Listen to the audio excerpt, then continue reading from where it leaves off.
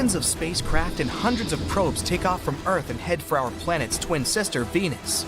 It's about the same size as the Earth and has around 80% of our planet's mass. The temperatures here are too high for humans, and it doesn't have the air we're used to breathing. But we went there because scientists recently found traces of phosphine gas, which suggests that life might be there. Phosphine comes from various microbes and bacteria, so humanity goes on this journey to discover this life. With our technology, a flight to Venus would take 3.5 to 6.5 months, but we finally made it. Spaceships are landing on the planet, and when the first humans come to the surface, they see heat-scorched deserts, lava lakes, and geysers of poisonous acid. And that's it. Scientists miscalculated the radio telescope data. Phosphine never existed on Venus. So we're going back to the rockets, and we're getting ready for a longer trip across our galaxy. The scientists believe that there's at least 36 civilizations in the Milky Way that are similar to ours. They could be living organisms completely different from us. They may have different bodies, different eyes. They may walk and talk in a very different way than we do. But an advanced civilization has several criteria: technological progress and the use of developed communication between individuals. So, these civilizations must explore space, build cities, and be able to communicate with each other as independent species. Let's look at our galaxy and find these civilized worlds. So, the Milky Way is a spiral of 100,000 light years from side to side. If a star is born at one end of it in a super powerful blast, the light from that event won't even reach the other end until 100,000 years later. There's about 100 billion stars, and near each of them, there may be worlds similar to our solar system. Let's try to find these habitable worlds using giant sieves. First, we look for stars that have a lot of iron. Such stars burn at the perfect temperature for the development of life. And the iron in the star system will help form the cores of planets that will be home to another civilization. We sift the Milky Way through our sieve. We see that there are too many stars that fit the description, so we need another filter. Now let's find stars that look like the Sun in this pile. The star must be about 100 times larger than the Earth and 333,000 times heavier. An important criterion is the age of the star.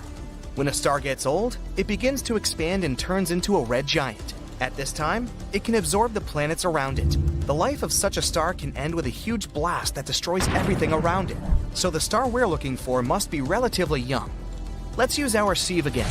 There's fewer stars, but still that's a lot. Now let's focus on the planets. They should be in the habitable zone of the star. Not too close to a star because then the temperature would be too high for life to be born. And not too far away. Then the planet would just be an ice block with nothing living on it. The temperature of the planet must allow the water to remain liquid.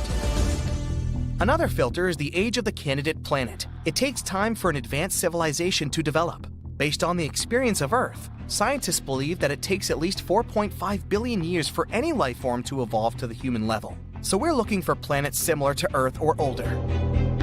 We use our sieve one last time, and voila!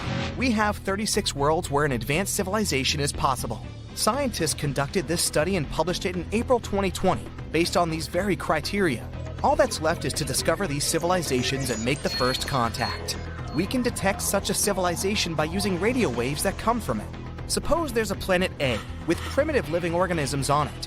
Millions of years of evolution, and they'll become a civilization with advanced technology. Radio waves will be the way they communicate. Then the whole planet will emit radio waves like a star emits light. And here on Earth, we'll be able to pick up this signal with antennas pointed into space. But there's a problem with the distance between the planets.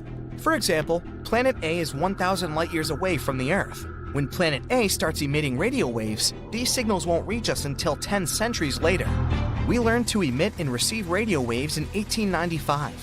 And if the civilization on planet A emitted a radio signal at the same time, we won't be able to pick up that signal until 2895. It'll be the same on planet A.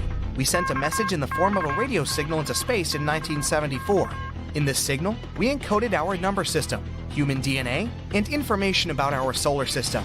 If there's an advanced civilization on planet A, they'll be able to receive this signal only in 2974. And we'd have to wait another millennium to get a response from them. Another problem with radio waves is that they don't look like a constant glow on the planet but like a flare. Radio waves are only used at a certain stage of civilization. At first, it's the primary method of communication, but then we begin to use cell phones, cable TV, and fiber optics. And as technology advances further, our radio wave light begins to fade out. So we only have about 100 years of active radio use by civilization to find it. One day we caught a strange radio signal of an unknown origin. Its characteristics suggested that the signal was created artificially, perhaps by an outer space civilization or a passing starship. Further searches for this signal given no results, and this gave rise to many theories and arguments as to what it really was. It could have been a signal from Earth that reflected off a satellite flying through the sky, or it could have been the traces of a comet a few light years away. But let's assume it was a civilization from outer space, one of those 36 that probably exist. Now we need to make contact with them. So we throw our luggage into a rocket and head out in the direction of our suspected planet. Our rockets can fly at 17,600 miles per hour. That means a rocket could cross the entire United States in just 8 minutes. But even if an advanced civilization lived near our closest star, Proxima Centauri, it would take us about 73,000 years to get there. Even at the speed of light, it would take 4.2 years. So we need to solve the problem of space travel. Our scientists plan to reach about a quarter of the speed of light with a laser. A powerful laser beam from Earth will push a microscopic probe in the right direction. This probe could reach our destination in about 17 years. And in another 4 years, when the signal from it reaches Earth, we'll know if there's an advanced civilization. Another possibility for faster-than-light travel is the warp bubble spacecraft. The spacecraft would have to compress space in front of it and stretch it behind its tail. Then we'll be able to reach any point in the universe in literally a few seconds. But such travel remains a fantasy for us. Perhaps we can get to different corners of the universe through wormholes. They're shortcuts similar to tunnels, but there's one problem. These wormholes might be inside black holes. They're the most mysterious objects in the universe. They're so heavy that even light can't escape their trap. Our spaceships wouldn't stand the tension either.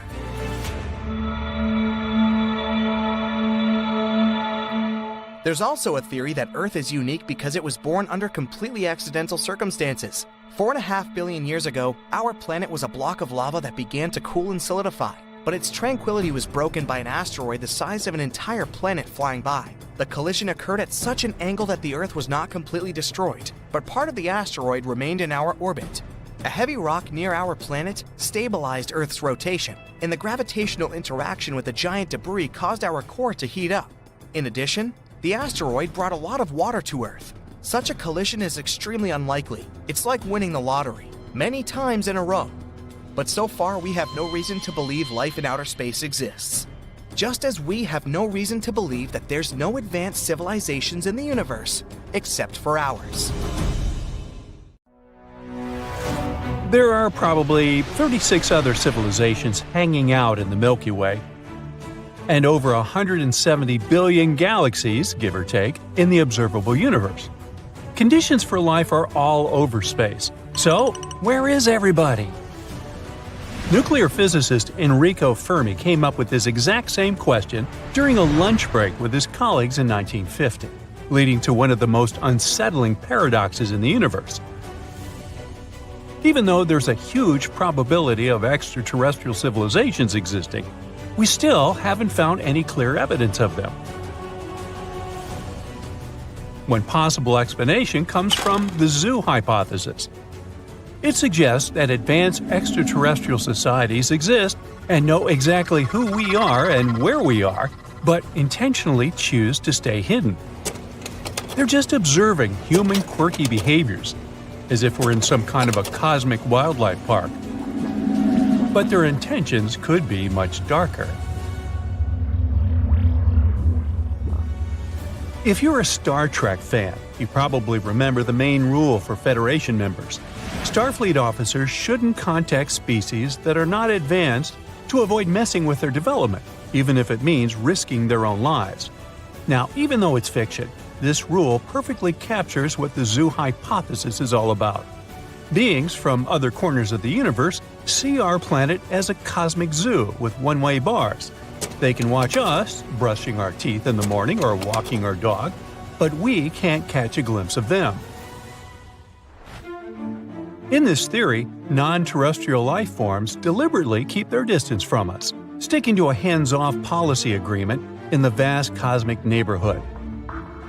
It's like those super smart beings agreed that we needed to have the freedom to shape our own future and destiny, following our own path of development without external contamination. The idea is that these super advanced civilizations could be like, 500 million years ahead of us, which would explain why we haven't seen any signs of them. And maybe it's better this way, as humans could eventually be destroyed or even assimilated by this new cosmic power, Independence Day style. As much as things like going to an art museum might be interesting to us, extraterrestrials probably wouldn't be too thrilled watching us stare at the Mona Lisa painting for hours. Interplanetary cultures might be more into buying tickets to quietly observe how we're developing new technologies, such as ultra-modern satellites. According to the zoo theory, they can't reach out to us until we hit a certain level of development. So improving our technology and wisdom could be the only way to show them that we're mature enough and don't need their spaceship parenting anymore. There are a couple of reasons why it's hard to buy into the zoo hypothesis. Extraterrestrials might not visit or reach out because we're not all that advanced. But it is tough to explain why they keep ignoring all our attempts to communicate. Even if the zookeepers try their best not to interfere with animals' lives and behaviors. I bet they couldn't just ignore a bear speaking in loud and clear English about its desire to communicate. So that's pretty much why humans keep trying and trying to provoke some reaction from inhabitants of other planets using radio signals. In 2017, in a valley 8 miles southeast of the Norwegian city of Tromsø, a radar antenna transmitted some specially composed electronic music to potential intergalactic listeners. The target audience was in GJ273, also known as Lyton Star. It's a runty red dwarf located 12 light-years from our solar system. Since radio waves travel at the speed of light, we'll have to wait more than 2 decades before looking for a reply. But the main problem with radio waves is that we're kind of in the dark about where to look, and civilizations might be as far as 17,000 light-years away. Plus, we don't know which radio frequency extraterrestrials use to chat. Now here on Earth, we use the radio spectrum to send signals into the universe, assuming that what works for us might be a common method for other civilizations. But in fact, it could be considered a somewhat old-school technique for other beings. That's why current projects are now looking for technosignatures, which are signs of technological activity from extraterrestrials, like city lights, solar panels, megastructures, or artificial satellites. Another potential clue is to study the atmospheres of planets orbiting nearby stars, as an advanced civilization might be altering its atmosphere with different gases, making it detectable. Despite decades of observations, there is still no definitive evidence that advanced extraterrestrial civilizations are out there. But that doesn't mean they don't exist. Even by expanding search fields, we're talking about odds much slimmer than hitting the jackpot, with a roughly 1 in 3 billion chance of finding an advanced civilization within a given distance from Earth. Maybe space creatures are responding to our communication attempts, but in a way that we can't understand. The universe has been around for more than 13 billion years, while humans showed up just 200,000 years ago. And this is about 0.01% of the universe's age. It's like we're still learning to talk, while other super smart beings might be sending us messages that are all lost in translation. We keep waiting for a giant UFO to land on Earth and for green ETs with huge eyes to come out of it. But we forget that our intergalactic neighbors could be more interesting in building nanotechnologies to watch over us. They could also be trying to communicate using neutrinos, which are subatomic particles with an extremely small mass that could effortlessly pass through our planet without being detected by our current technological devices. Now, the zoo hypothesis has another issue. It is pretty tough to believe that, with all these civilizations supposedly hanging out in the universe, they would all decide not to reach out to humans. For this to happen, there would have to be a great sense of structure, with a higher intelligence working as the head of the universe, giving them direct orders and clear rules to keep us isolated. But we're talking about billions of possibilities for life, right? More civilizations mean that there are more chances of a violation of this no-contact rule. So, most likely, at least one independent planet would be just as desperate to find life in the universe as we are. Some scientists also believe that if such advanced life had substantially colonized Earth and many other planets, we would know it by now. The zoo hypothesis has two other variations that are even more frightening. In the laboratory hypothesis, nobody contacts us because humankind is actually being subjected to experiments, and Earth is essentially a giant science lab. Otherworldly creatures could be analyzing human responses to various survival challenges, such as tsunamis or massive earthquakes. In this case, the no-contact agreement between all other space groups would make a bit more sense, since it's in the name of scientific research for the greater good, at least for them. The planetarium hypothesis, proposed in 2001, suggests that we are living in an artificial universe, in some kind of virtual reality designed to give us the illusion that the universe is empty when it's not. But no possible generator could test this hypothesis. Besides the zoo, the laboratory, and the planetarium theories, there is another possible answer to the Fermi paradox. Nobody contacts us because humans are completely alone in the universe. This is known as the rare Earth hypothesis, and it emphasizes how Earth occupies an incredibly unique position. No other planet could bring life to the universe that could be more than just bacteria. We may consider ourselves pretty lucky, as even a small change in any of Earth's orbital parameters, like the distance from the Earth to the Sun or the rate of rotation, could make conditions too extreme for people or life in general. But again, it's hard to think that we are alone in this vast universe. So, we're back to the paradox. Where is everybody? So, how alone are we in our galaxy? Crickets. Yep, we're mostly alone out here. But are there other civilizations lurking somewhere out there in the depths of the Milky Way?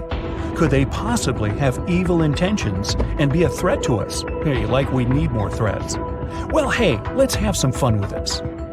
Some theorists reviewed humans' history and past actions toward one another. No miscongeniality awards there. And assuming they were somehow like us, used this to calculate the probability of space invaders. They determined that there could be 4 evil civilizations in our galaxy. The 4 could be eager for intergalactic domination, or maybe just for a good game of dominoes.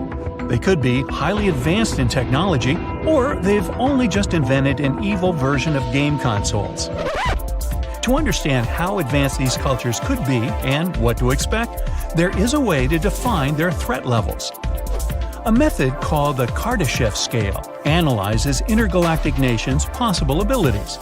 With 3 different levels, it reviews the amount of energy a civilization could take from their star, indicating their tech level.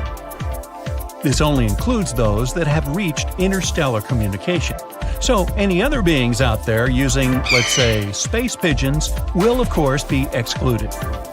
Type 1 shows that they can harness the energy from the sun, but only from what is received within their own planet, like solar power panels. Type 2 is where they can use the energy directly from the sun, like through a Dyson sphere. It's used to harness all of the sun's energy, having been built entirely around it. And lastly, Type 3, where civilization can use all elements provided by the galaxy, with the power to not only harness the energy from stars, but also black holes, even the central supermassive one. These levels are important to assess how advanced civilizations could be out there. The Milky Way is estimated to be around 13.6 billion years old. Modern humans have only been around for the last 200,000 years, and we're only a Type 1. It's scary to imagine the time other beings have had to develop. We're considered a bit of a late bloomer in comparison. Earth is, shall we say, late to the party because we're located on the outer arms of the galaxy. Mathematicians posit that more centralized star systems have had more time to progress. Now, with that in mind, how common would other intelligent beings be in the galaxy? With all the life-ending events Earth has survived, it's a miracle to have a planet like ours, and that we would be unique. Or are we? Well, there are 100 trillion stars in our galaxy, and there are up to 200 billion planets, with an estimated 300,000 exoplanets capable of sustaining the kind of life we know about. From those habitable planets, how could we tell which ones have other beings eager to send us an email? No one's had the time to individually count, of course. The Drake equation can give us some rough numbers if we take averages of a few key factors. It breaks down the criteria of how many planets with life are intelligent enough to make communication. The numbers are huge, considering how many stars might have planets. And from there, we distill it down further to those within the habitable zone in the solar system. This zone is called the Goldilocks zone, as it's not too far from the Sun and not too close to it. It's just right. We reduce the numbers even further by calculating which of those habitable planets will then be able to support life. And from those random places, the equation takes the probability of how many intelligent beings will be and if they are intelligent enough to communicate. The criteria is complicated, and so it's not an easy equation to explain. But from its estimate, there could be up to 100 million planets with intelligent civilizations. But just like with Earth history or struggles, these civilizations may also have their own challenges. World-ending events should be thrown into the equation, like asteroids, solar flares, supervolcanoes, and supernova. They could also destroy themselves through technology, like AI dominance or nanotech, or by affecting their own ecosystems and running out of resources, or by just acting stupidly. If we take these into the equation, the remaining living civilizations could be around 15,000. But what could they possibly want from humans? We do have an abundance of rare earth materials that could be of value, ready to be harvested and easily collected. Besides an appealing vast amount of water they could suck dry, hydrogen is a required element of rocket fuels. Though these things aren't exactly rare in the galaxy and could be harvested easier from other closer solar systems or asteroids. Our technology might be intriguing to them. Our range of innovations on Earth, invented while being isolated in separate countries, help provide different technology paths around the world. Other civilizations could have followed a completely different route, and didn't learn the importance of many things we have here on Earth, like karaoke. The same goes for applied sciences, where they may have evolved in different atmospheres with different elements. Their science would be mainly affected by that, and ours would provide them with more knowledge. Then, there's one of the rarest things in the galaxy, that Earth can support life. This would be very useful for an intergalactic traveler, rather than going through the long process of terraforming an unlivable planet. Why not just take it? With a cozy outpost, it would be a lovely little holiday destination when they need some time off from conquering other civilizations. Fortunately, they wouldn't be interested in eating us, or probably wouldn't have an appetite for anything on Earth. They would need to have similar biochemistry and require the same enzymes to process the molecules we're built from. Whew! But the most likely thing they would want is to remove any competition. The biggest threat to them is anything that would provide a challenge to their domination. But before you get too frightened by these evil civilizations, this was based on human behavior. It's possible that any beings out there could lack or avoid many of our human emotions. For instance, their capacity for anger might be limited, or they could have evolved without it. They could come from a world with a history so different from ours that they could be overly trusting, making us the bad guys. But again, they may also lack empathy and other positive traits we have. Well, let's hope they only have our nice traits. The Fermi paradox essentially queries, why haven't we heard from anyone out there? And why weren't we included in the cosmic conversation? One of the potential explanations for our solitude in the vast expanse of space is the concept of the Great Filter. This idea, introduced in the 1990s by Robin Hanson, postulates a significant barrier or challenge that may prevent life from proliferating across the cosmos. This great filter is a metaphorical sieve that civilizations might need to traverse to achieve the kind of advanced state we often fantasize about in sci-fi tales. You've probably seen something like this in the game about Captain Shepard. Regrettably, evidence of such advanced civilizations or even basic extraterrestrial life remains elusive. It could be that evolving into higher life forms or mastering interstellar travel is a monumental task. Such an impediment might halt civilizations from progressing, either due to natural cataclysms like asteroid hits and ecological crises, or by their own actions leading to self-destruction. Analyzing this theory, we face two intriguing possibilities. The first suggests we've already navigated past this daunting filter, meaning we've weathered the toughest trials of existence. Yay for us! But this would imply that intelligent life is a rare gem in the vastness of space, leaving us potentially unique and isolated. So our dreams of interstellar friendships and explorations might be just fantasies. On the gloomier side, the second possibility posits that the most challenging tests lie ahead, indicating that while other civilizations might exist, they too face challenges they've yet to overcome. They, like us, might be striving to survive, evolve, and hoping to signal to the cosmos that they're here. Within the discussions of the Great Filter, there's mention of the rise of artificial intelligence, AI. With AI's rapid advancement, it's conceivable that it might turn out to be a double-edged sword for humanity. AI, as highlighted by the Great Filter theory, presents both an opportunity and a challenge. As this technology surges ahead, becoming increasingly integrated into our lives, there's a growing concern about its unforeseen consequences. If not handled responsibly, AI could end up being one of the hurdles civilizations, including ours, struggle to surpass. The potential for AI to reshape our society and even pose existential risks underscores the importance of cautious advancement. Yet, it's crucial to remember that the universe is vast, and the narrative isn't solely one of doom and gloom. There's a silver lining. It's possible that other civilizations, having navigated past their great filters, are thriving in distant corners of the cosmos. Their successes could eventually pave the way for us to communicate, collaborate, or even coexist. Furthermore, life in its most rudimentary form might be closer than we think. Entities not yet sophisticated enough to establish contact might inhabit realms within our reach. Our quest might not always lead us to advanced civilizations. Even the discovery of microbial life would be groundbreaking. Amidst all the speculation and theories, one thing is certain.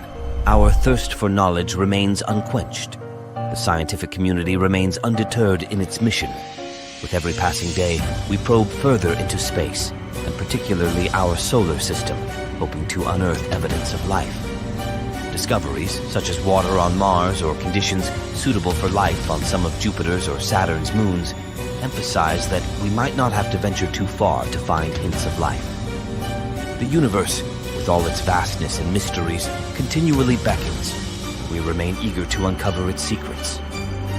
As we continue our journey through the vast expanse of the universe and its mysteries, your support and curiosity drive us. If you want to stay updated on more such revelations and insights, make sure to subscribe. Together, let's keep exploring the unknown. Don't miss out. Hit that subscribe button now. The center of the Milky Way is a story of intense radiation, gravity, and mystery. A place where the forces of nature are pushed to their limits. But what if our own planet were to find itself in this cosmic theater? What would happen if the Earth were located there and somehow managed to survive? Let's start this journey to the heart of our galaxy and find out. Picture this.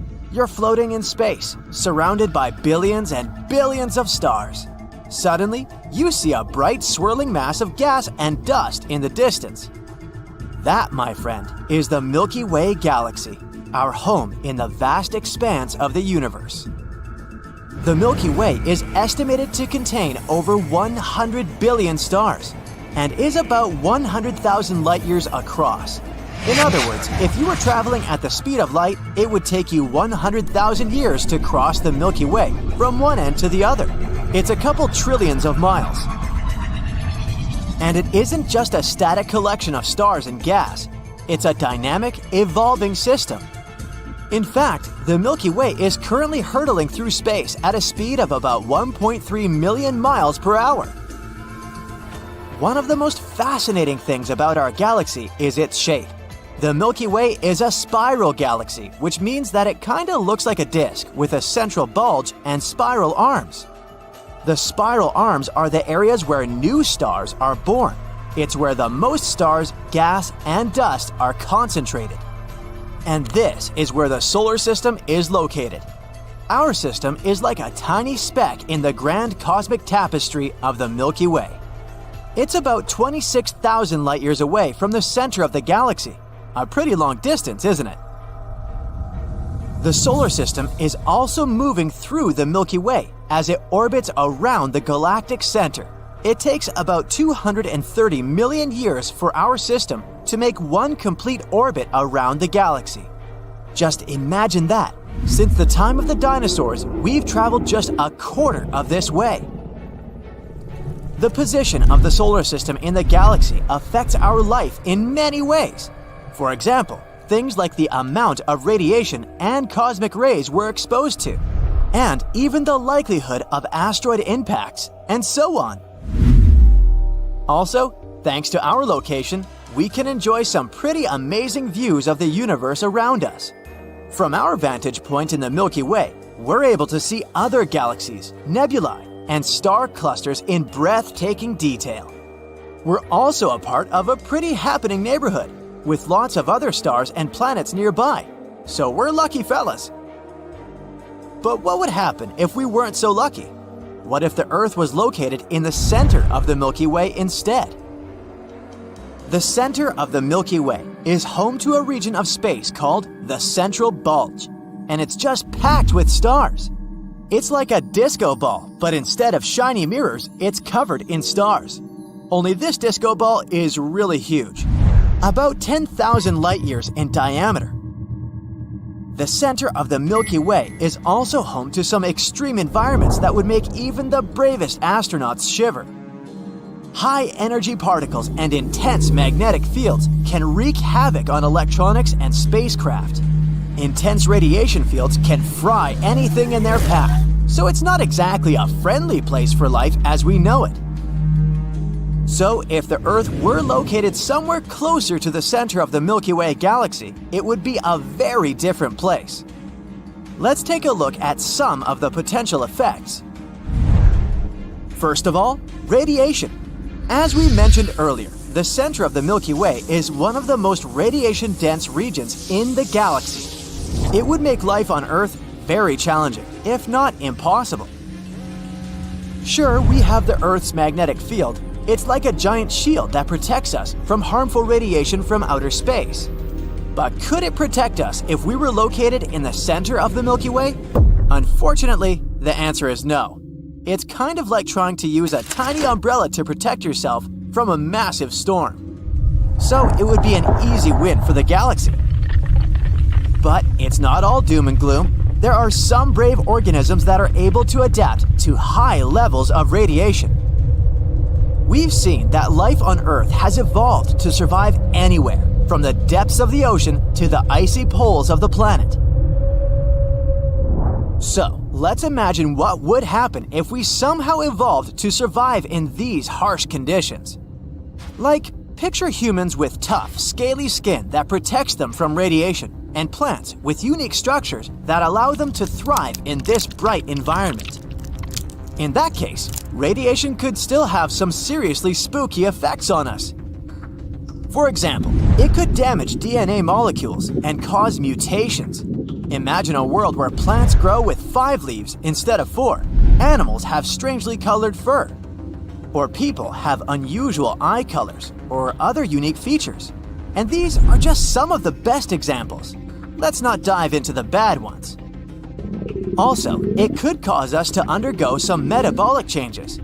maybe our bodies could process food and other resources more quickly, which could lead to faster growth rates and larger sizes. Plants could grow tall and thick, and animals would be much larger than usual. There are also some organisms on Earth that are able to bioluminesce. Thanks to high levels of radiation, these organisms could potentially glow even brighter than usual. Imagine walking through a forest at night and seeing trees, mushrooms, and even insects glowing with an eerie blue or green light. Frightening and amazing, isn't it? But let's move on to the next big change: gravity. The gravity in the center of the Milky Way is incredibly strong, all thanks to a supermassive black hole, which is about 4 million times the mass of the Sun. This black hole is called Sagittarius A. And yep, it's our neighbor now. Great. And assuming we don't get swallowed by this black hole or crushed by this incredibly strong gravity, it still could trigger lots of earthquakes and volcanic eruptions. This black hole would be like the gravitational bully, pulling and tugging at everything in its path. What if we're not the only technological species on Earth? No, don't side-eye the person next to you. I'm pretty sure they're human. I'm talking about a whole advanced society that might have lived millions of years before us and then vanished. Yeah, it's a bold theory, but it's possible. Which brings up a big question. If they really existed, would we even be able to tell? Because, let's be honest, we are fascinated by the idea of finding intelligent life on other planets. So much so, we almost ignore the possibility that an advanced civilization might have existed right here on Earth. Long before humans evolved. Before dinosaurs even. And there might be hidden clues pointing to them. But where? That's exactly what the Silurian hypothesis tries to figure out. The name Silurian comes from an advanced extraterrestrial race on the TV show, Doctor Who. But the real-world idea is a little different.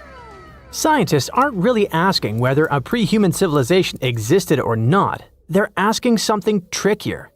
If they did exist, would we have any way of knowing? In other words, do we even have the necessary tools to find out? You see, it is possible they did exist. Take the human race, for example. We started building industries and using machines back in the 18th century. Our technology has come a long way since then, and it's grown to the point that, well, it's giving us a bit of trouble right now. All that progress is starting to impact the planet's climate and ecosystems. And if things keep going that way, one day, humanity could disappear. Sure, it's an apocalyptic, hypothetical scenario, but hey, it's just to illustrate the theory, okay? So let's picture today's world without humans around to keep things running. At first, nothing would really change. But slowly, little problems would start to snowball. Oil refineries and nuclear plants might keep going for a while until a jam here, a broken valve there, and suddenly disaster strikes with explosions, smoke, and fire tearing through the sky. Over time, pavement would split open, letting tiny green sprouts poke through. A few seasons later, those sprouts would grow into weeds, then bushes, and eventually trees strong enough to tear roads apart.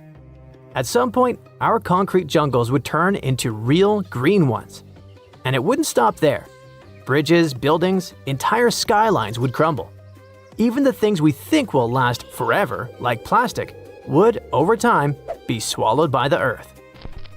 Fast forward a few 100 million years, and Earth has completely resurfaced. Any direct evidence of our society would be long gone.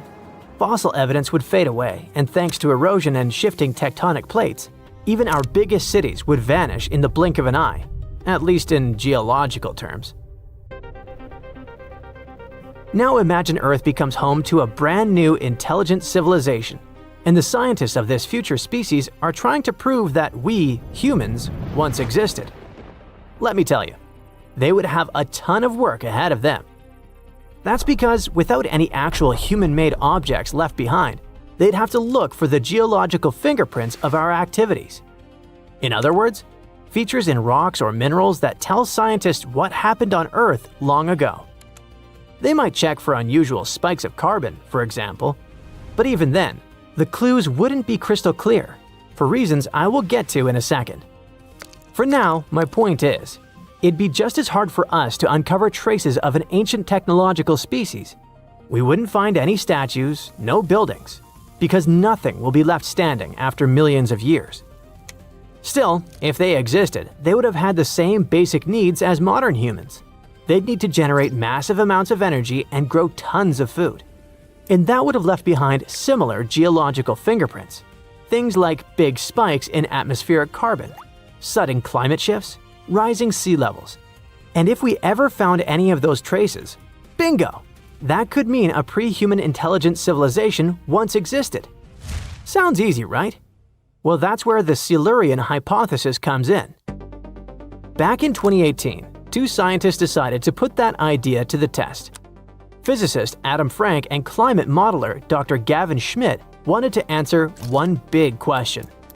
If an advanced civilization lived on Earth long ago, would we even be able to tell? And the answer is, well, probably not. Finding solid evidence for a civilization that old would be incredibly difficult, and there are two big reasons for that. First, because it's hard to tell when those geological fingerprints are human-made and when they're the result of natural forces. I mean, did the temperature rise during a certain period because of industries, or was it just a natural phenomenon? Here's an example. What's happening to our climate right now looks a lot like certain events in Earth's past called hyperthermals. One of those happened about 55 million years ago, when global temperatures shot up by around 14 degrees Fahrenheit. But hyperthermals usually happen during times of intense tectonic activity, when Earth's plates were shifting and volcanoes were going wild. So in that case, it was natural. But you get the point, right? Maybe there were other events like that in a much older era that in a rare and unlikely scenario could have been caused by an ancient society. But it would be difficult to tell. There's a reason we might never find their traces. The longer an advanced civilization lasts, the more evidence it leaves behind. But here's the twist. To last that long, they would need to be sustainable. And the more sustainable a society is, the smaller the impact it leaves on the planet. Smaller impact means fewer clues for us to find. Can you see the paradox? The civilizations most likely to survive the longest are the ones that leave the least behind. For example, a society that runs mostly on wind and solar power wouldn't leave nearly as much evidence as one powered by fossil fuels. Okay, so we've got our answer. It would be really hard, if not impossible, to find any evidence that an ancient technological civilization lived here before us. But that doesn't mean they never existed. The truth is, we still don't have proper tools to look that far back into Earth's history in detail. So, maybe we should keep an open mind. Up until now, you've probably pictured this ancient civilization as humanoids, right? You know, 2 legs, 2 arms, walking around like us. But some scientists like to play with a different idea. Maybe we're looking in the wrong place. What if they were sea creatures? I'm talking about cephalopods, ocean animals like octopuses, cuttlefish, and squid. These guys have complex nervous systems and surprisingly sophisticated behavior. They can change color and skin patterns in seconds, send signals like "I'm angry," and even hypnotize their prey. So what if they were the ancient civilization we've been talking about this whole time? Let's start with the light version of the theory. These species could have learned to live together in an organized way, and just like early humans, they might have changed their environment, maybe by farming underwater and hunting some species until they were gone. Maybe that could count as an early stage of a society. Even if that were the case, they never reached what we'd call an advanced stage of civilization. I mean, we don't see squids building spacecraft or octopuses working in IT. They never went through an industrial age or a space age. And if they're not a technological society, then they're not the answer to the Silurian hypothesis. So yeah, we're still left with nothing. And in the scientific community, this whole idea's even got a funny nickname: the most interesting hypothesis that's probably false. But here's the thing. Even if it's a long shot, it still gets scientists asking a big question. What will we humans leave behind millions of years from now? And the answers might actually help us figure out how to look for other advanced species beyond Earth, ones that could have disappeared a long time ago. It's a clear night, and you're outside looking at the stars. The Milky Way alone seems overwhelmingly huge. You check on your phone and discover that the galaxy you're in at this exact moment is 100,000 light-years wide. For scale, 1 light-year is already a very long distance. For example, it takes 4.2 light-years to go from Earth to Proxima Centauri, which is the closest star to our planet other than the Sun. So, 100,000 light-years is way more than we normal humans can fathom. And that's just one galaxy. There's a whole lot more out there. Now, looking at this data, it seems pretty unlikely that we're the only life form out there, doesn't it? But how come we've never found anything else so far? Let's get one thing out of the way. Extraterrestrial life doesn't necessarily mean we're talking about little green people. It can also mean microorganisms, bacteria, and plants that can be found on other planets. The truth is, there's a big spectrum of possibilities for life on another planet. And taking into consideration that there are up to 50 billion planets in the Milky Way, it's very unlikely that we're alone in this big wide universe. And what does life on other planets look like? This is what we've spent years trying to figure out. Go ahead, think with me. A planet may be lifeless today, but it could have traces of organic matter or fossils, meaning that some life form was able to thrive there once. And it could also be that there are planets out there containing life with complex biochemistry, meaning they could have fauna just like we have on Earth, although probably not the same. NASA created a special science that is dedicated to studying life forms outside of Earth. It's called astrobiology. Ever since the space agency was created back in 1958, it didn't take long for it to start looking for extraterrestrial life. They quickly built an action plan.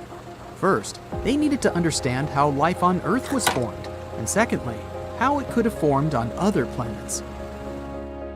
The first time NASA tried to look for life in outer space was in 1976. The Viking lander blasted into space, headed towards Mars. There were high expectations that humanity would find the first proof of extraterrestrial life. Unfortunately, the lander came back with images of a planet that looked barren and bleak, and scientists were extremely disappointed. Scientific conclusions on whether life could be detected over there were confusing. But hey, you need to know what you're looking for to find it, right? The failure of the Viking mission served to heat up debates amongst NASA scientists to define what life actually meant. And it also served to call their attention to a small but very important detail. Spacecrafts departing from Earth usually transport Earthling microorganisms and bacteria unintentionally, as they remain attached to the vehicle. It turned out that these bacteria could contaminate scientists' samples, so they needed to consider this. All of this made Mars expeditions take a back burner on NASA's short-term plans. There appeared a new priority-first question. What are the types and stages of life that space programs can hope to identify? Scientists might have encountered life on other planets, but they weren't able to identify it as life. That is why NASA began to study our own planet better. They studied everything, from ancient life forms that lived billions of years ago to living creatures that roam the planet today.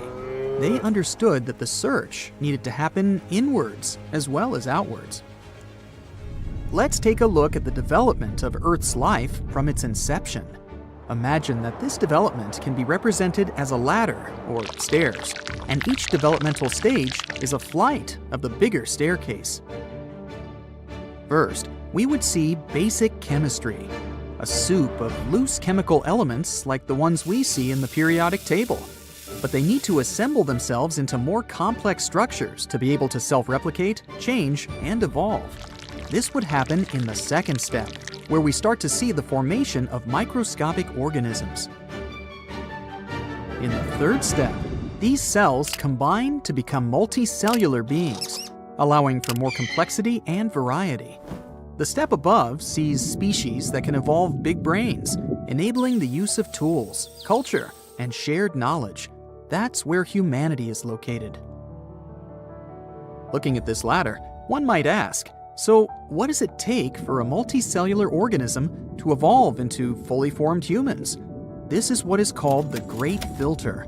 It's a huge evolutionary jump that takes a lot of effort and the perfect environmental conditions for it to happen. And given that we haven't heard of any other extraterrestrial civilizations out there, it might be that we're the only ones that were able to make this jump. After all, how likely is it that we'll find life outside of Earth that is similar to us?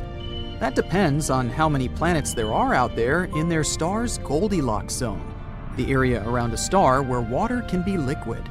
And because stars come in all sizes and configurations, this zone is different for every star system. But that's not the only criteria we know for the existence of life. We usually look for three things to detect life: liquid water, methane, and oxygen. Water is what allows for chemical components to mingle and connect, forming multicellular beings. Methane is produced by the decomposition process made by bacteria, and oxygen is the byproduct of plant respiration. These are some of the telltale signs that the James Webb Telescope was programmed to search for. The James Webb Telescope has ambitious purposes that might revolutionize space science. Its top priorities are to detect forms of life by studying small galaxies orbiting the Milky Way. It will also look for the oldest stars in the universe, trying to gather data on the origin of the universe itself. That's huge! NASA is betting on two variables with this new telescope: a thorough scan on the so-called exoplanets, aka planets from outside our solar system, and the search for extremophiles, a type of life that loves extreme environments. Extremophiles were first discovered on planet Earth back in the 1960s at the bottom of the sea near the Galapagos Islands. Scientists found microorganisms living next to hydrothermal vents that dot the sea floor over that part of the world. Thriving in places like these with extreme temperatures over 700 degrees Fahrenheit takes a lot of resistance. I mean, can you imagine the heat?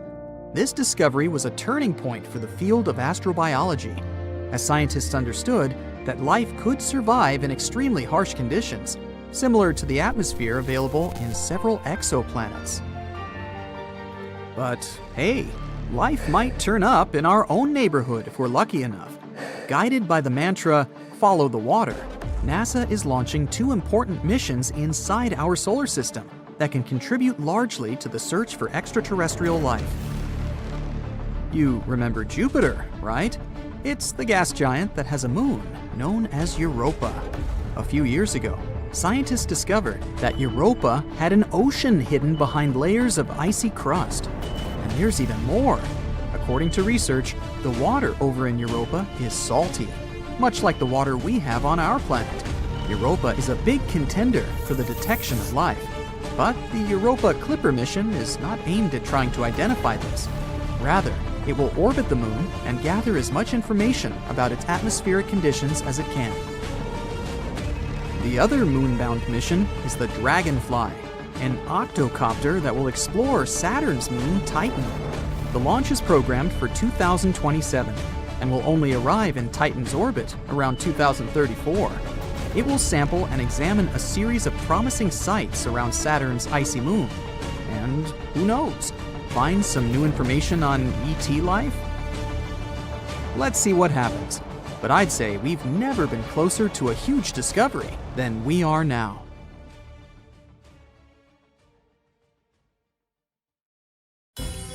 You know, it's hard not to wonder if there's another form of life out there in the universe when you look up at the night sky. There's this thing called the Fermi paradox. Basically says this: if civilizations that might live somewhere out there in the universe are so common, why haven't we found any signs of them? We've looked really hard, but we haven't stumbled over any proof that there are other forms of life somewhere in space. And we suspect there could be many civilizations, because scientists have calculated there are possibly billions of habitable planets in our galaxy alone. So, it would seem reasonable to assume that some of these planets could have developed intelligent life, possibly even civilizations that are more advanced than ours. So, the Fermi paradox basically says, hey, where's the party? How come we weren't invited? And one of the potential answers to why we haven't found any other form of life in the universe is something called the Great Filter Theory. This theory appeared in the 1990s, and it says there's a big obstacle or challenge that prevents life from being widespread in the universe. It's called the Great Filter because it suggests that there is a filter that most, if not all, civilizations must pass through in order to become really cool and advanced, like the ones from science fiction movies. But so far, there are no signs of other civilizations like that, or even some real evidence of any form of life. Maybe it's really hard to evolve into a complex life form, or maybe it's really hard to develop the technology to travel through space.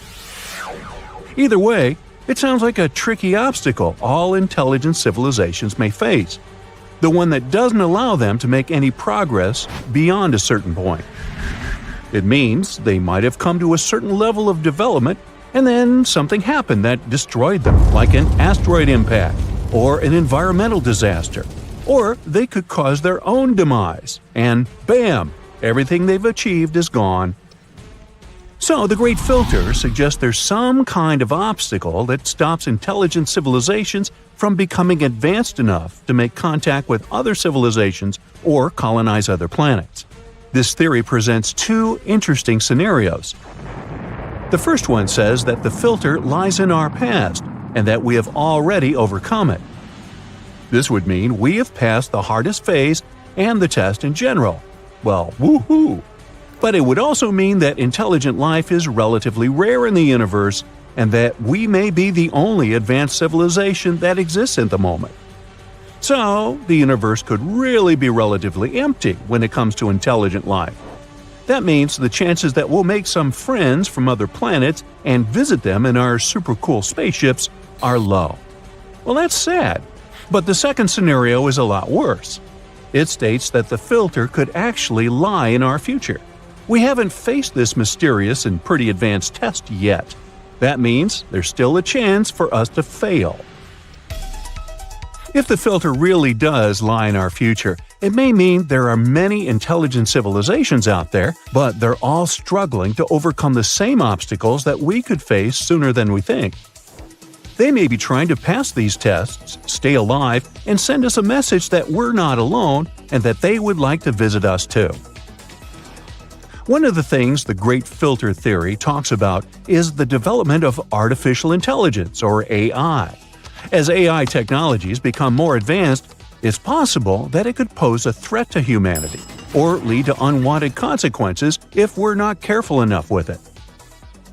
There's still hope, though. Not everything is so dark and gloomy. Maybe some civilizations have already passed the Great Filter and are out there in the universe, and they'll manage to send us a message. Maybe a life form that is still not bigger than bacteria is somewhere out there, and they haven't come to the level where they're developed enough to communicate with us. Or maybe we'll be the ones to pass the test and send a message to others one day. Well, either way, scientists are not giving up. They will keep looking for traces of life all around us in space, especially in our solar system. And some of their discoveries tell us we may not need to look beyond our own neighborhood to find signs of life. First, there's Enceladus, a small moon that circles around Saturn. In the beginning, researchers believed it was just a plain rock covered in ice. But in 2005, NASA's Cassini spacecraft took pictures of geysers of frozen water that were spewed from cracks in the southern part of Enceladus. One of the most likely explanations is that there are oceans of liquid water lying under the frozen surface. They remain warm because of the gravitational forces between Enceladus and other Saturn's moons. Water is a key element for development of life, so you never know. Also, scientists have discovered the presence of phosphorus on Enceladus, which is another essential element for life to appear. It's one of the 6 basic building blocks of life, and it plays a very important role in many biological processes, such as cell membrane formation, energy transfer, and such. They believe the phosphorus probably comes from the Moon's rocky core and is transported to the ocean through hydrothermal vents. Moving to the next potential location that could contain some form of life, Titan, Enceladus's big brother. It's the only moon in our solar system that has clouds and a dense atmosphere that you'd normally find on planets. And it's the only known place in our solar system, except for Earth of course, that has liquid lakes, filled with methane and ethane, liquid natural gas, but still. Titan is a world that resembles Earth the most. Scientists even believe that conditions there are similar to those Earth had in its early years. Our home planet is closer to the Sun though, so it's always been warmer. Titan might also have an underground ocean of liquid water beneath its surface. Now, we can't miss Mars when we're talking about the possibilities of life in space. One of the main pieces of evidence is methane scientists found on the red planet. Methane is a gas that can be produced by living organisms, think cows, so it might be an important sign. They also have found organic compounds on the surface of Mars, which are the building blocks of life. Another promising discovery on Mars is liquid water. There could be a lake located under a polar ice cap, and scientists believe it could even contain microbial life. Europa is one of the moons that orbits Jupiter. It potentially has plenty of water, too. There could be a salty ocean under its nearly 10 miles thick crust with more water than all of Earth's oceans contained together. There's likely a rocky seafloor at the bottom of this mysterious ocean. The interaction between the rocks and the ocean could create chemical nutrients that organisms, if there are any, need to survive. Europa's secret ocean probably has hydrothermal vents too. Those are basically areas where hot water and minerals are released from the seafloor. These vents support a variety of life forms on Earth, so it's exciting to know that there's a possibility that similar life forms could exist on Europa as well. The problem could be radiation coming from Jupiter. It's really strong, and as such, it can be really harmful to any potential life forms there. Any life on Europa would need to have some sort of shield so it could survive such intense radiation. Let's also check the second biggest Jupiter's moon, Callisto. It has many craters, but it's still one of the most geological inactive bodies in the solar system, with no active volcanoes or tectonic activity. That's why its surface is mostly the same as it was at the time the moon formed, which is why it gives us a unique window into the early history of the solar system. And, you guessed it right, Callisto also has a subsurface ocean that could potentially hold life. Fun to think about, eh? 3, 2, 1, 0. In 1977, NASA sent the Voyager spacecraft to explore the outer parts of the solar system and the space beyond. And, at one point, the probes ran into something totally nightmarish – a blazing wall of fire measuring temperatures from 54,000 to 90,000 degrees Fahrenheit. Well, did the probes manage to survive these intense conditions? We'll find out soon. Meanwhile, there are several ways to think about where the solar system ends. One way is to say it ends where the planets stop. Another way is connected to the Oort cloud. That's a giant group of icy objects far beyond the planets, the farthest region of the solar system. It is extremely distant, maybe a quarter to halfway to the nearest star. To understand such huge distances, scientists often use something called the astronomical unit, or AU. 1 AU is the distance between Earth and the Sun. For comparison, Pluto orbits between about 30 to 50 AU from the Sun. The inner edge of the Oort cloud is thought to be much, much farther away, and the outer edge could be even further away. These distances are very hard to imagine. My little brain sputters when considering such. Now, we can also measure them in time instead of miles. NASA's Voyager 1 spacecraft makes almost 1 million miles per day. At that speed, it would take about 300 years to reach the Oort cloud and maybe 30,000 years to reach its outer edge. Now, one more way to define the edge of the solar system is by the Sun's gravity. It might be the area where the Sun can still pull objects back toward it. And finally, we can define it by considering the heliopause, the boundary where the sun's influence ends. You see, the sun constantly sends out charged particles in a flow called the solar wind. This wind moves past all the planets and reaches about 3 times the distance to Pluto. The solar wind creates a giant bubble around the sun and planets called the heliosphere. The heliopause is the outer edge of this bubble, where the solar wind meets the wind coming from other stars, called the interstellar wind. Here, the pressures from the solar wind and the interstellar wind balance each other. This causes the solar wind to turn back and flow along the tail of the heliosphere. As the heliosphere moves through space, it creates a bow shock, similar to the wave that forms in front of a ship moving through the water. So, depending on how you define it, by planets, by the Oort cloud, by gravity, or by the sun's magnetic influence, the edge of the solar system can mean very different distances. But if we talk about the Voyagers, they came across something intense. It was something we could probably call a wall of fire, blazing heat and intense temperatures. The 2 probes became the first spacecraft to travel beyond the heliosphere and cross the heliopause. Before the Voyager spacecraft reached the heliopause, scientists did not know exactly where this boundary would be. But the fact that the 2 spacecraft crossed it at different distances helped confirm some predictions about the heliopause.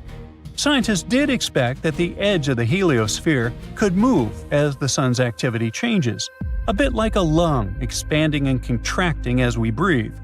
And the fact that Voyager 1 and Voyager 2 encountered the heliopause at different distances matched this expectation.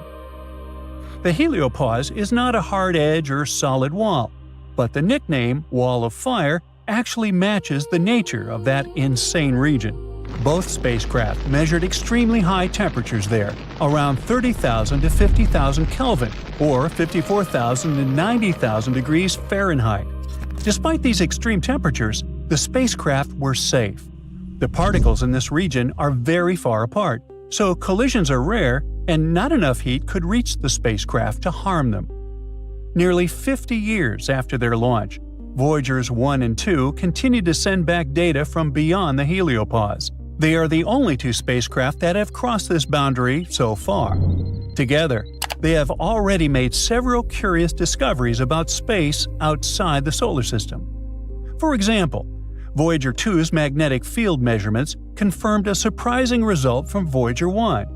Just beyond the heliopause, the magnetic field lines are aligned with the magnetic field inside the heliosphere. Before Voyager 2, scientists only had one measurement from Voyager 1, so they could not be sure whether this alignment was real or just a coincidence. Voyager 2 confirmed that the alignment was real.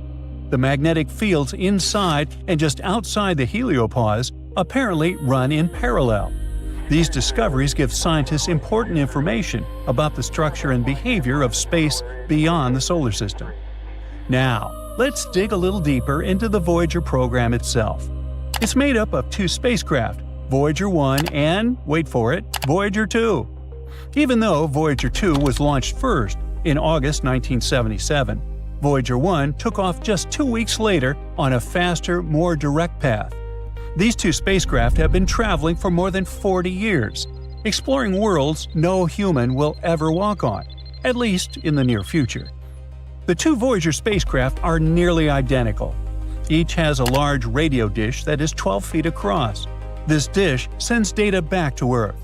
They also have 16 thrusters to control their direction and make sure the dishes always point toward our planet. The thrusters use special hydrazine fuel, and the spacecraft's electronics are powered by thermoelectric generators that run on plutonium. Each Voyager carries 11 scientific instruments. About half of them were made specifically to study planets, and most of those are now turned off. The turned-off instruments include several cameras, spectrometers, and 2 radio-based experiments. During their long journeys through the solar system, the Voyagers took tens of thousands of images and measurements. This data has changed what we know about the outer planets. When the Voyagers reached Jupiter, they gave us our first detailed look at the planet's atmosphere. They showed that the Great Red Spot was a huge storm spinning counterclockwise and interacting with smaller storms nearby. The Voyagers also discovered a faint dusty ring around Jupiter. They studied Jupiter's moons, too. They found volcanoes on Io, saw linear features on Europa that hinted at a hidden ocean beneath its icy surface, and confirmed that Ganymede is the largest moon in the solar system, larger even than Saturn's moon, Titan. Next, the spacecraft flew past Saturn. They measured the planet's atmosphere and studied its famous rings, discovering gaps and waves we still see today. Voyager 1 looked through Titan's thick haze and suggested that the moon might have liquid hydrocarbons on its surface. It was later confirmed by other missions. Voyager 1 also found 3 new moons orbiting Saturn: Atlas, Prometheus, and Pandora. So that's where she ended up. After Saturn, Voyager 1 continued out of the solar system, while Voyager 2 headed toward Uranus. Voyager 2 discovered 11 new moons and 2 new rings there. It also observed strange features, such as Uranus's unusual magnetic field and a surprisingly small temperature difference between its equators and poles. Voyager 2's final planetary stop was Neptune. It happened 12 years after leaving Earth. There, it discovered 6 small moons and rings around the planet. It studied Neptune's atmosphere and magnetic field, and observed volcanic vents on Triton, Neptune's largest moon. After this, Voyager 2 joined Voyager 1 on its journey toward interstellar space. Voyager 1 entered interstellar space in August 2012, and Voyager 2 joined it in November 2018. These missions helped scientists measure the edge of our solar system, about 11 billion miles from the Sun. The spacecraft still sends back data about this mysterious region. By the way, after its planetary visits, Voyager 1 took the famous pale blue dot photo of Earth from about 3.7 billion miles away. Today, Voyager 1 is about 15.8 billion miles from Earth, and Voyager 2 is about 13.1 billion miles away. Each Voyager carries a golden record, a time capsule from Earth for other civilizations it might meet. The record covers include instructions for playing it, a map showing Earth's location, and a drawing of a hydrogen atom. The records are cleverly plated with uranium, so the decay of the uranium could help discoverers figure out when the record was made. The records contain 115 images showing Earth, humans, animals, plants, and our solar system. They include natural sounds like waves and birdsong, greetings in 55 languages, brainwave recordings, and a mix of music, ranging from Beethoven to Chuck Berry and folk songs. You look up at the night sky and see nothing. Okay, well, it's not nothing. You see stars, but not nearly enough. If the universe is filled with endless stars in every direction, why isn't the sky blazing with light? That's just one of many cosmic riddles that are still waiting for an answer. Why do black holes delete information? Why can't the universe agree on how fast it's expanding? Yeah, these paradoxes break rules so much that it feels like they're breaking reality itself. The universe is endless, right? Just stars on stars on stars stretching out into infinity. Well, if that's the case, then how come the night sky isn't lit up like Times Square on New Year's Eve? That's the heart of Olbers' paradox, named after 19th century astronomer Heinrich Olbers. He wasn't the first to notice the problem, but he made it famous by basically asking, if there are stars in every direction, shouldn't the whole sky be glowing? You might think they're just too far. But in an endless universe, every direction should eventually hit a star, and all that faint light should add up. So, why the darkness? Maybe the answer is that the universe isn't infinite in time. It had a beginning, the Big Bang. That means light from the most distant stars hadn't had enough time to reach us yet. And the light that has been traveling for billions of years, it's been stretched out so much by the expanding universe that it's now invisible to our eyes. So, that pitch black sky, it's not empty. It could be that it's full of light we just can't see. Maybe it's a clue, a sign that the universe has a beginning, a history that we have yet to uncover. Alright, so space is darker than it should be. But you know what's even weirder? It's also way too quiet. You probably wondered about this since elementary school. Okay, the universe is massive. There are billions of stars with planets orbiting them, and a bunch of those planets should be kinda like Earth, which means extraterrestrials, right? So, where are they? This is what we call the Fermi paradox. Back in the 1950s, physicist Enrico Fermi sat down and asked himself this very question. There are no signals from outer space, no laser beams, no weirdly coded messages, nothing. It's not like we haven't tried to say hello. In 1974, scientists used the giant Arecibo radio telescope to beam a binary coded message into space. It included stuff like our DNA structure, a stick figure of a human, and even Earth's location in the solar system. And since sound can't travel in space, what we actually sent were radio waves traveling at the speed of light. The message is heading to a star cluster 25,000 light-years away.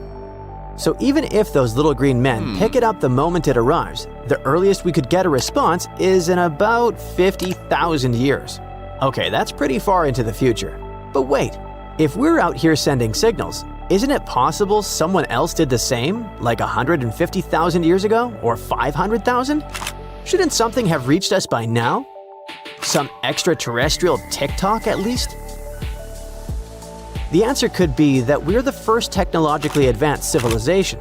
Perhaps intelligent civilizations vanish with their stars. Or maybe they're not as friendly as we are, and they've been avoiding us for a reason. Here's a nerdy one. Maybe they're out there, but we're just not listening the right way because it's not us being advanced enough. What if extraterrestrial civilizations communicate using something completely different from what we do? Like quantum entanglement or some exotic tech we haven't even dreamed of yet. Or maybe they exist in a form we can't even comprehend. Anyway, let's move from the silence of space to its most terrifying feature: black holes. You've probably heard the basics. Black holes are regions of space where gravity is so intense that not even light can escape. But here is an interesting theory. Black holes might be breaking one of the most sacred rules in all of physics. It's called the black hole information paradox, and this one made my brain hurt. In quantum physics, there's a rule. Information can't vanish. Not diary secrets, but the data describing every particle's position, spin, and motion. The whole essence, so to speak. Even if you destroy something, like burning a book to ash, the atoms and energy are still around. And in theory, big emphasis on theory, if you had super advanced tools, you could still figure out what was written in that book based on the particles and energy left behind. But when something falls into a black hole, a star, a spaceship, a giant pizza, whatever, it disappears behind the event horizon. And then, over time, the black hole itself slowly evaporates by releasing tiny bits of energy called Hawking radiation. Here's the problem. Hawking radiation dribbles out like random static, carrying no obvious hint of what the black hole swallowed. And if the black hole disappears completely and that information never comes out, it's like the universe just deleted the file with no backup. That breaks the no information loss rule. Some scientists think the information might be hidden in the radiation, but scrambled in a way we don't understand yet. Others think it gets imprinted on the surface of the black hole. And some say maybe we've got something fundamentally wrong about how the universe works. Before we figure out that one, let's pull back from black holes and take a wider look at the universe itself. Because even the way it's expanding doesn't seem to add up. This one is called Hubble tension, and it's not about drama between scientists. It's about a simple question. How fast is the universe expanding? Now, this should be easy to measure, right? For people good at math, I mean. Turns out, scientists have two ways. One looks at the early universe using the glow left over from the Big Bang. The other checks how fast galaxies are moving today by watching exploding stars. Except here is something funny. Those two numbers don't match. You'd think maybe it's just a measuring glitch, like, oops, forgot to carry the 1, but nope.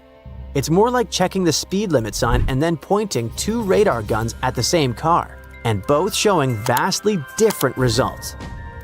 This cosmic disagreement might mean that dark energy, the thing driving the expansion of the universe, is changing over time. Or that there's some secret ingredient baked into the early universe we haven't discovered yet. Either way, the universe seems to be expanding in a way that breaks our models, so it's possible we're missing something big. Or that reality is playing by guidelines we haven't written down yet. Alright, we've talked about how black holes might erase information. However, there's something just as weird. What if things in the universe don't decide what they are until you look at them? That's basically the idea behind the observer effect. Imagine you're tossing tiny balls at a wall with two holes in it. You'd expect each ball to go through one hole or the other, right? But if those balls are actually particles, like photons or electrons, something weird happens. If no one's watching, they act more like waves, and they go through both holes at the same time. But the moment you try to watch them, they stop doing that. They choose one hole and act like regular balls again. It's as if reality holds its breath until we look, then locks in what it is. But were they? Or did our act of looking force the decision? Nobody's really sure. However, that's not all. We didn't even have time to get into the time symmetry paradox, where the math says time should flow both ways, but in real life, it only marches forward. Or the cosmic horizon paradox, which asks how far apart regions of the universe, too far to ever communicate, somehow ended up looking exactly the same. Or the simulation hypothesis, which, yeah, let's just say that one deserves its own video. These paradoxes aren't just cool thought experiments. They're clues, little cracks in the surface of reality, and that's what makes it so exciting. See you next time. All the planets of the solar system are slowly lining up. Mercury, Venus, Earth, Mars, Jupiter, Saturn, and Neptune are about to form a straight line. This event, called the Parade of Planets, occurs once every 176 years. The last time this happened was almost 40 years ago, and it was a great chance to explore all these planets in one go. On August 20th, 1977, thousands of people gathered outside NASA's Kennedy Space Center. They came to witness the launch of the most ambitious and distant space mission in history. 5, 4, 3, 2, 1, ignition! Launch rocket Titan took off from Earth and left the atmosphere. As soon as the rocket reached outer space, it launched the probe Voyager 2, which began its journey. The probe consisted of a bus 1.5 feet in height and almost 6 feet wide. On top of it, there was a round 12-foot wide antenna. Most of the scientific equipment was mounted on a boom that extended 8 feet outward. On September 5, 1977, Voyager 1, the identical space probe, left our home planet. It sent us pictures of Earth and the Moon. It soon overtook Voyager 2, launched 2 weeks earlier. That's why the second probe has the number 1 in its name. And so the journey through dark space began. March 5, 1979. About 4 Earth-Sun distances away from our planet, Voyager 1 came close to Jupiter and prepared its scientific equipment to explore the planet. The probe had a dozen gadgets, including a 2-camera system with narrow and wide-angle lenses. So, it could take full-length photos of the planet with the wide-angle camera, as well as close-up photos of specific places on the planet and its satellites. The probe also had a radio science system to determine the atmospheric composition, weight, and gravitational fields of the planets it came across. Infrared and ultraviolet spectrometers could help measure radiation and temperature invisible to the human eye. Various sensors were used to examine cosmic rays. Voyager 1 was the first to find volcanoes outside Earth. Those were on Jupiter's satellite, Io. It has dozens of active volcanoes that constantly spew lava. Then the probe pointed its cameras at the Great Red Spot. That's how people learned that it was a giant cyclone-like storm that hasn't stopped for the entire history of observations of Jupiter. It was also the first time when lightning was detected outside of our home planet. And in the invisible spectrum, Voyager 1 noticed that Io acted like an electrical generator for Jupiter. ions, which are charged particles, were constantly flying toward the gas giant. This electrical current was 5 million amps. Soon, Voyager 1 continued its journey. 5 months later, Voyager 2 approached Jupiter 2.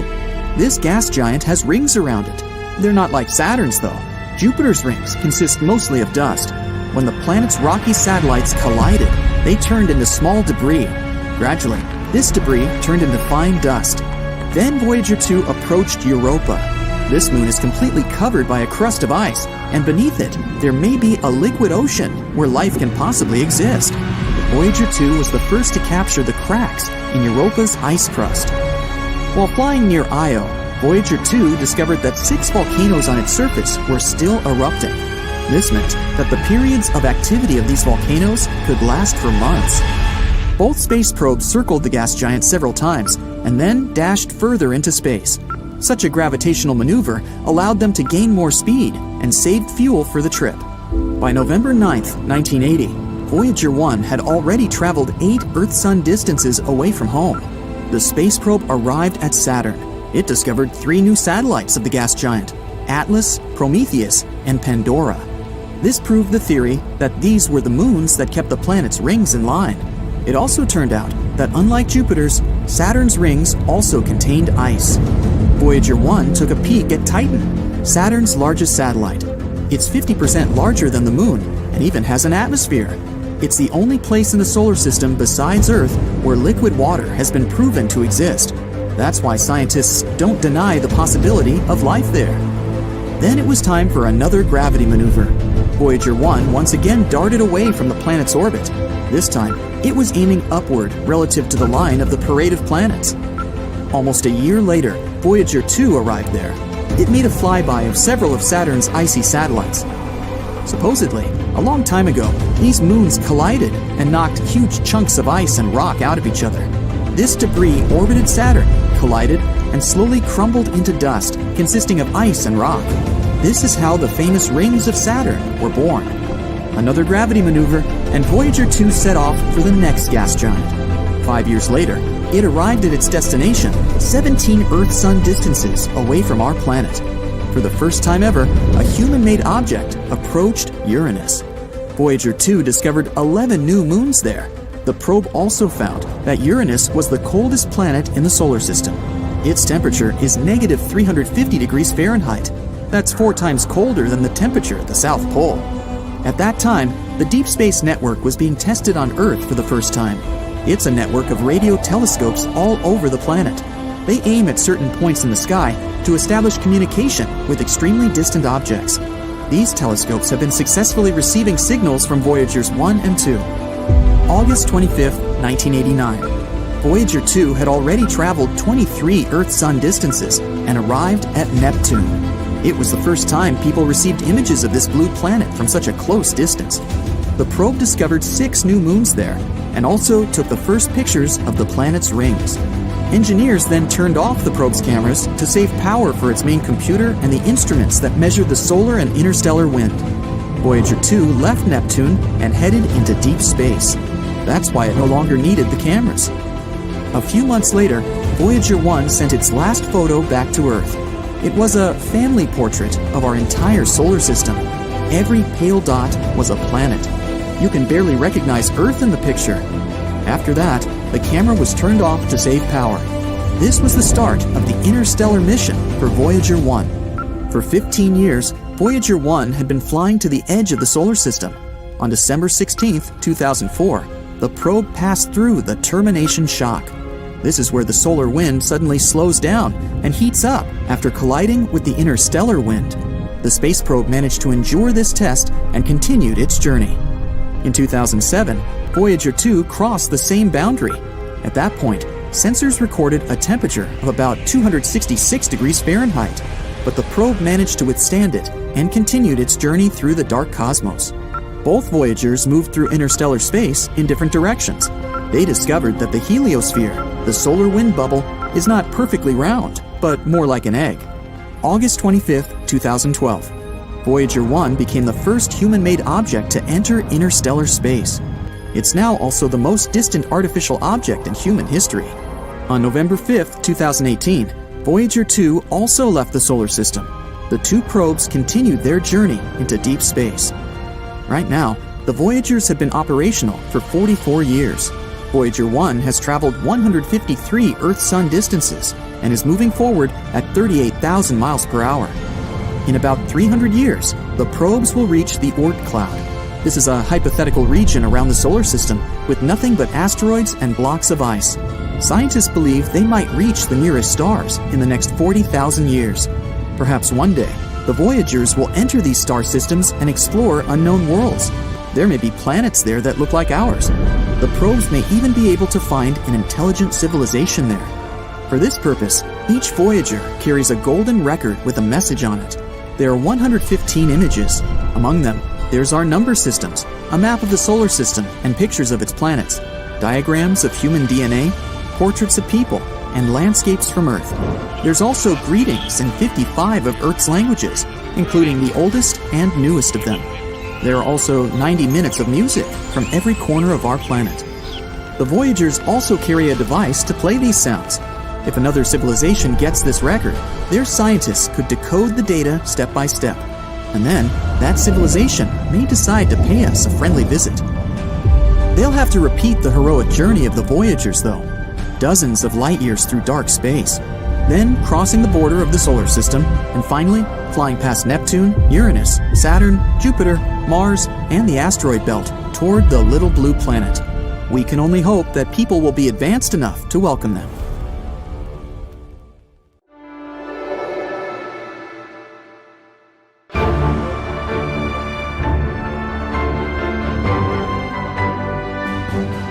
On August 20th, 1977, the most ambitious space mission took off from Earth. The main goal of Voyager 2 was to study the outer solar system up close.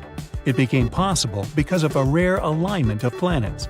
Voyager 2 was supposed to study all the gas giants of the solar system: Jupiter, Saturn, Uranus, and Neptune. Astronomers also hoped it would be able to find and explore the edge of the solar system. Since Voyager 2 was built for interstellar travel, the probe was equipped with a large 12-foot wide antenna. It allowed the spaceship to send the data it gathered back to Earth. During its journey, the space probe discovered a 14th moon of Jupiter. Voyager 2 was the only spaceship to study all 4 giant planets from up close. It was the first human-made object to fly past Uranus, where it found 2 new rings and 10 new moons. Voyager 2 also flew by Neptune and noticed its great dark spot. That's a colossal spinning storm in the planet's southern hemisphere. The storm is the size of Earth and moves at a speed of 1,500 miles per hour. These winds are the strongest ever recorded on any planet of the solar system. In the history of space exploration, only 5 spacecraft have managed to leave the gravitational pull of the solar system. Those were Pioneer 10 and 11, Voyager 1 and 2, and New Horizons. People launch thousands of objects into space. These objects easily overcome Earth's gravity. But the Sun is around 300,000 times as massive as our home planet. That's why its gravitational pull is way more difficult to fight. Even more impressively, Voyager 2 is the second human-made object in history to reach the space between stars after passing through the heliosphere. That's a bubble of magnetic fields and particles produced by the Sun and protecting the solar system. 2 years after its launch, Voyager 2 started transmitting the first images of Jupiter. The space probe provided scientists with much-needed information about Io and Europa, some of the largest of Jupiter's moons. Then the space mission passed by the gas giant itself. The distance between the spacecraft and the planet was around 400,000 miles. That's when the probe noticed some changes in the shape and color of the Great Red Spot. It's an enormous, long-lived storm system, like a hurricane on Earth, but much, much larger. 2 years later, Voyager 2 reached Saturn. It discovered spokes and kinks in some of the planet's rings.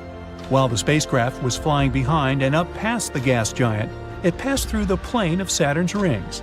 At that time, Voyager's speed was around 8 miles per second. For several minutes, the probe was hit by thousands of micron-sized grains of dust. This kept shifting the probe's direction, and its control jets had to fire many times to stabilize the vehicle. After Voyager 2 explored Uranus and Neptune, it headed out of the solar system. Its instruments were put in low power to save energy. In August 2007, the spacecraft passed the terminal shock.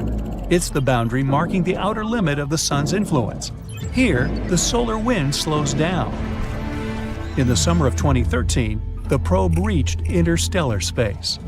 Now, when it comes to sending and receiving signals in space, there are 3 factors you should keep in mind: distance, power, and time.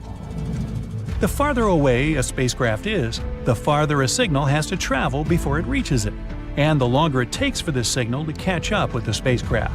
And when it finally gets there, it's extremely weak. Another problem is that once the spacecraft is launched, it can't be upgraded. It's literally stuck with the technology it was outfitted with.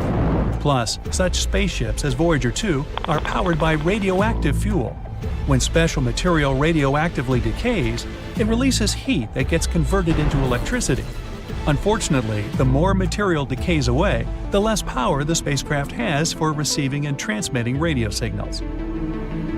Despite this issue, we haven't lost the connection with Voyager 1 and 2. That's because new and more powerful technologies appear on Earth. Signals people send can reach much farther than before. That's why it was possible to stay in touch with Voyager 2, which entered interstellar space in 2018 and has already traveled almost 12 billion miles away from Earth. But in March 2020, the main piece of equipment that allowed scientists to exchange signals with the spaceship was switched off. After the communication with the spacecraft stopped, NASA spent around 11 months upgrading its deep space network and installing new hardware. The DSN is an international array of huge radio antennas that help astronomers on Earth communicate with interplanetary missions. These antennas are located in California, Madrid, and Canberra. The one used to keep in touch with Voyager 2 is a 230-foot wide dish in Canberra. This is the only equipment that can send commands that can reach the probe. This antenna, known as DSS-43, started operating in 1972, 5 years before Voyager 2 and 1 were launched. At that time, it was only 210 feet across. Since then, the dish has received a lot of repairs and upgrades, but these 11 months were the longest the antenna was offline. In October 2020, the antenna was finally ready for a trial after all the upgrades and repairs. The mission operators sent a set of commands to Voyager 2, and after many months of radio silence, the spacecraft returned the signal. The probe confirmed it had heard the call. After that, the spacecraft carried out the commands. While the dish was offline, the mission operators could actually receive scientific data and health updates from Voyager 2. Astronomers kept getting data from interstellar space, the region outside the Sun's heliosphere, but they couldn't send any commands to the probe since it had traveled too far away from Earth. The upgraded antenna received 2 new radio transmitters, and it was done just in time. One of the transmitters, that was used to communicate with Voyager 2, hadn't been replaced in almost 50 years.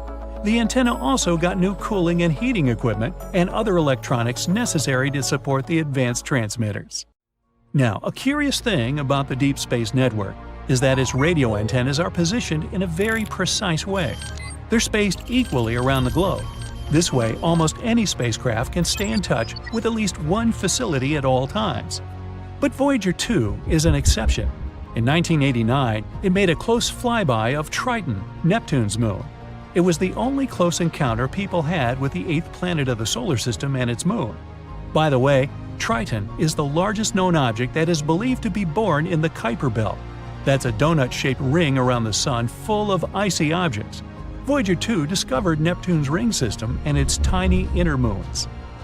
The probe also gathered a lot of amazing information about Triton.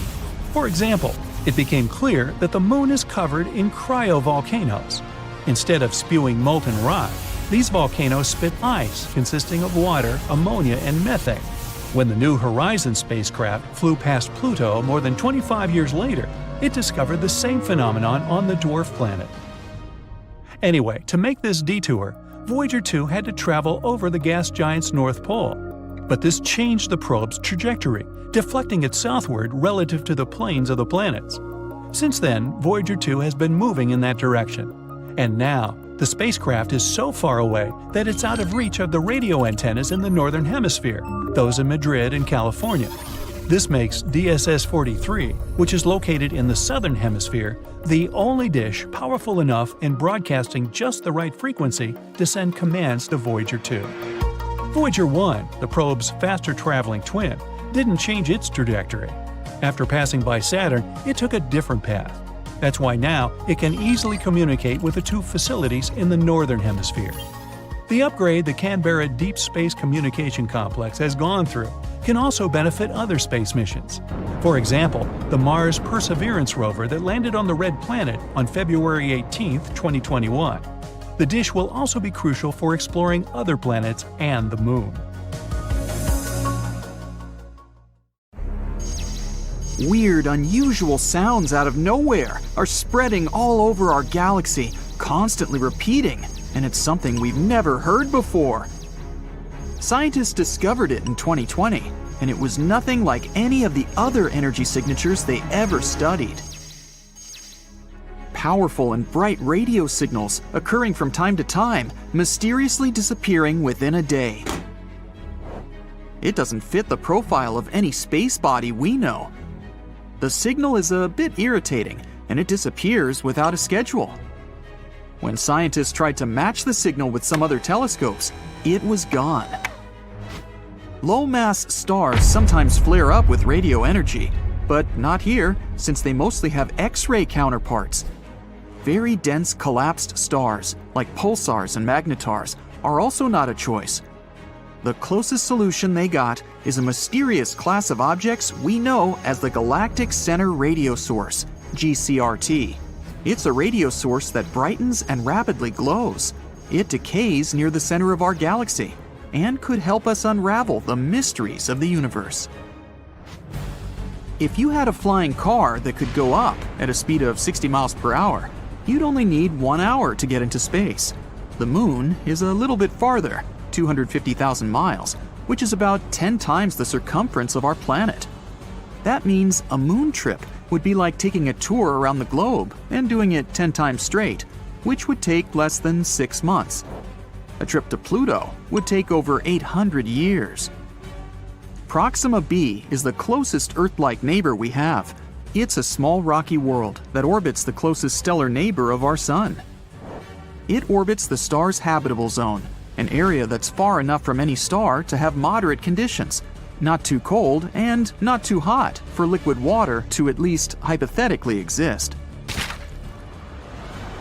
If you tried to travel to Proxima b at a speed of 25,000 miles per hour, which is the speed of the Apollo moon rockets, it would take you over 112,000 years to get there. You might not be able to breathe there. No one knows if Proxima b has an atmosphere.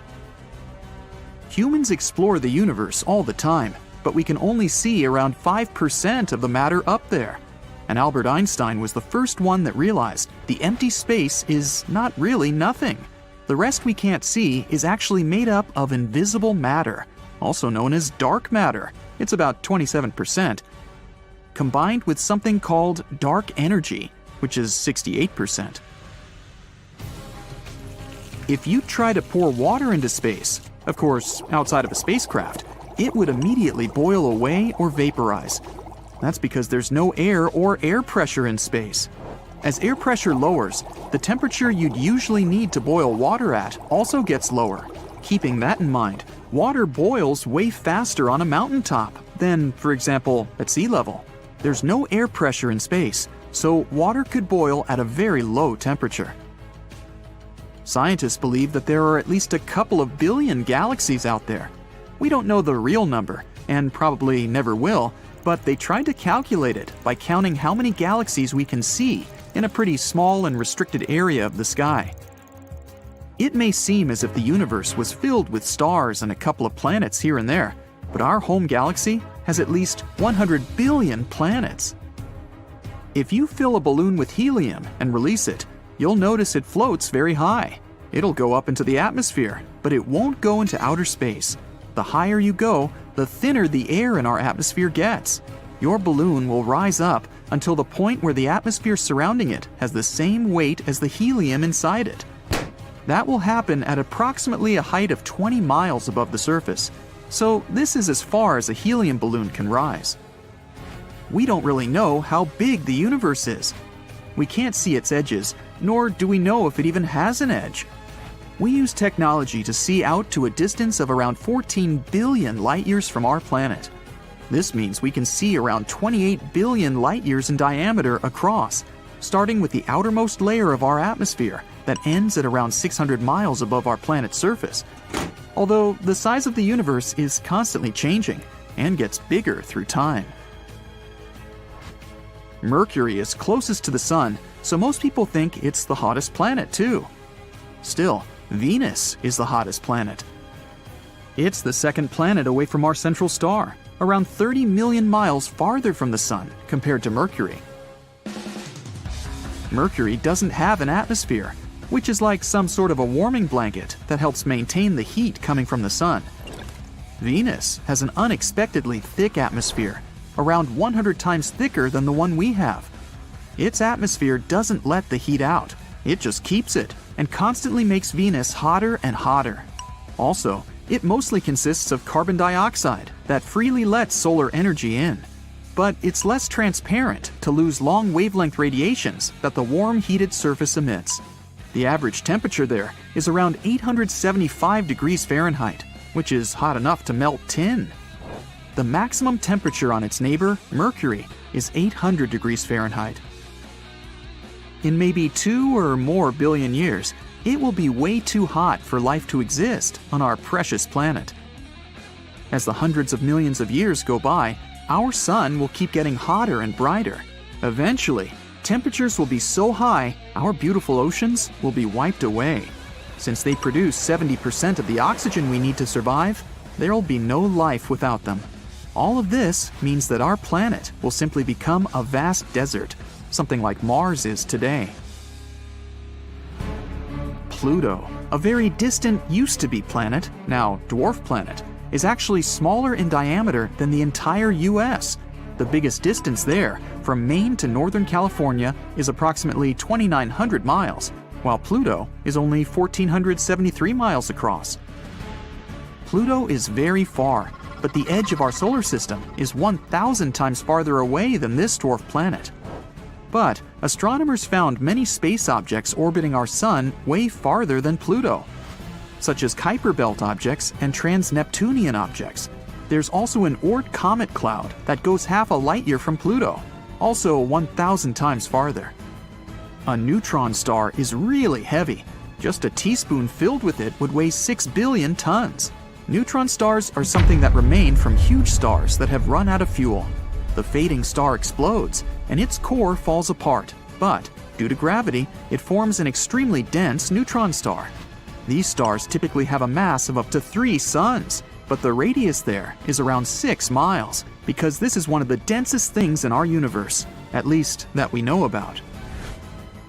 The universe has a color, and it averages to be some kind of beige, or as they call it, cosmic latte. It also has its own smell that reminds you of seared steak or hot metal. At least, that's something astronauts floating in space have said. If you want to build a spacesuit, get ready to work really hard. It takes 5,000 hours to make it and will cost you $1 million. A really good one will have 11 layers of material and weighs about 110 pounds, and it needs to be comfortable. You'll need more space in there because you grow up to 2 inches when in space. When you're floating around in space, Earth's gravity doesn't have any impact on you. That's why the vertebrae in your spine might expand and relax a little bit, which means you'll be maybe 3% taller. For 6 feet, it's about 2 extra inches. Oh, don't worry, it's not permanent. As soon as you go down to Earth, you'll shrink back down to your normal size within a couple of months. Space isn't the best option if you want to have a conversation with your friend, because up there, sound doesn't travel at all. Molecules there are so far apart that sound vibrations can't reach them, which automatically means they can't vibrate, so we can't hear them. Movies are not accurate with this. No one could hear you screaming in space, too. We kind of live inside our sun. The sun is not just that big hot ball of light located 93 million miles away from us. Its outer atmosphere is way bigger. It extends far beyond the surface we can see. Our planet's orbit goes through its tenuous atmosphere. The evidence is when gusts of the solar wind generate the southern and northern lights.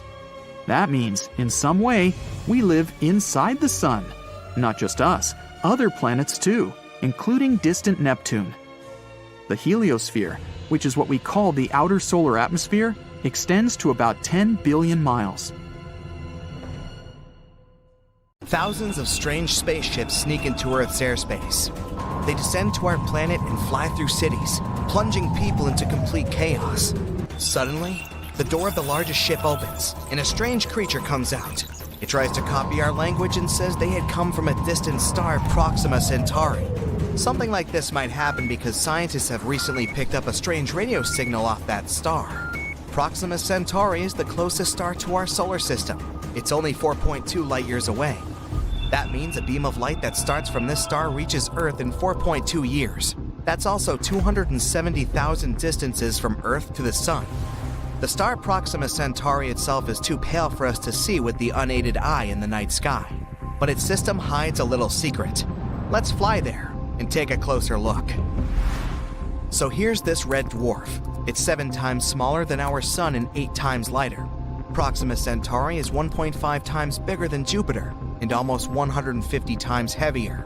But what we're looking for is a little further away. This is Proxima Centauri b, a planet similar to Earth. It's only 10% larger than Earth and is in the habitable zone of the star. It's the perfect distance, not too far away and not too close.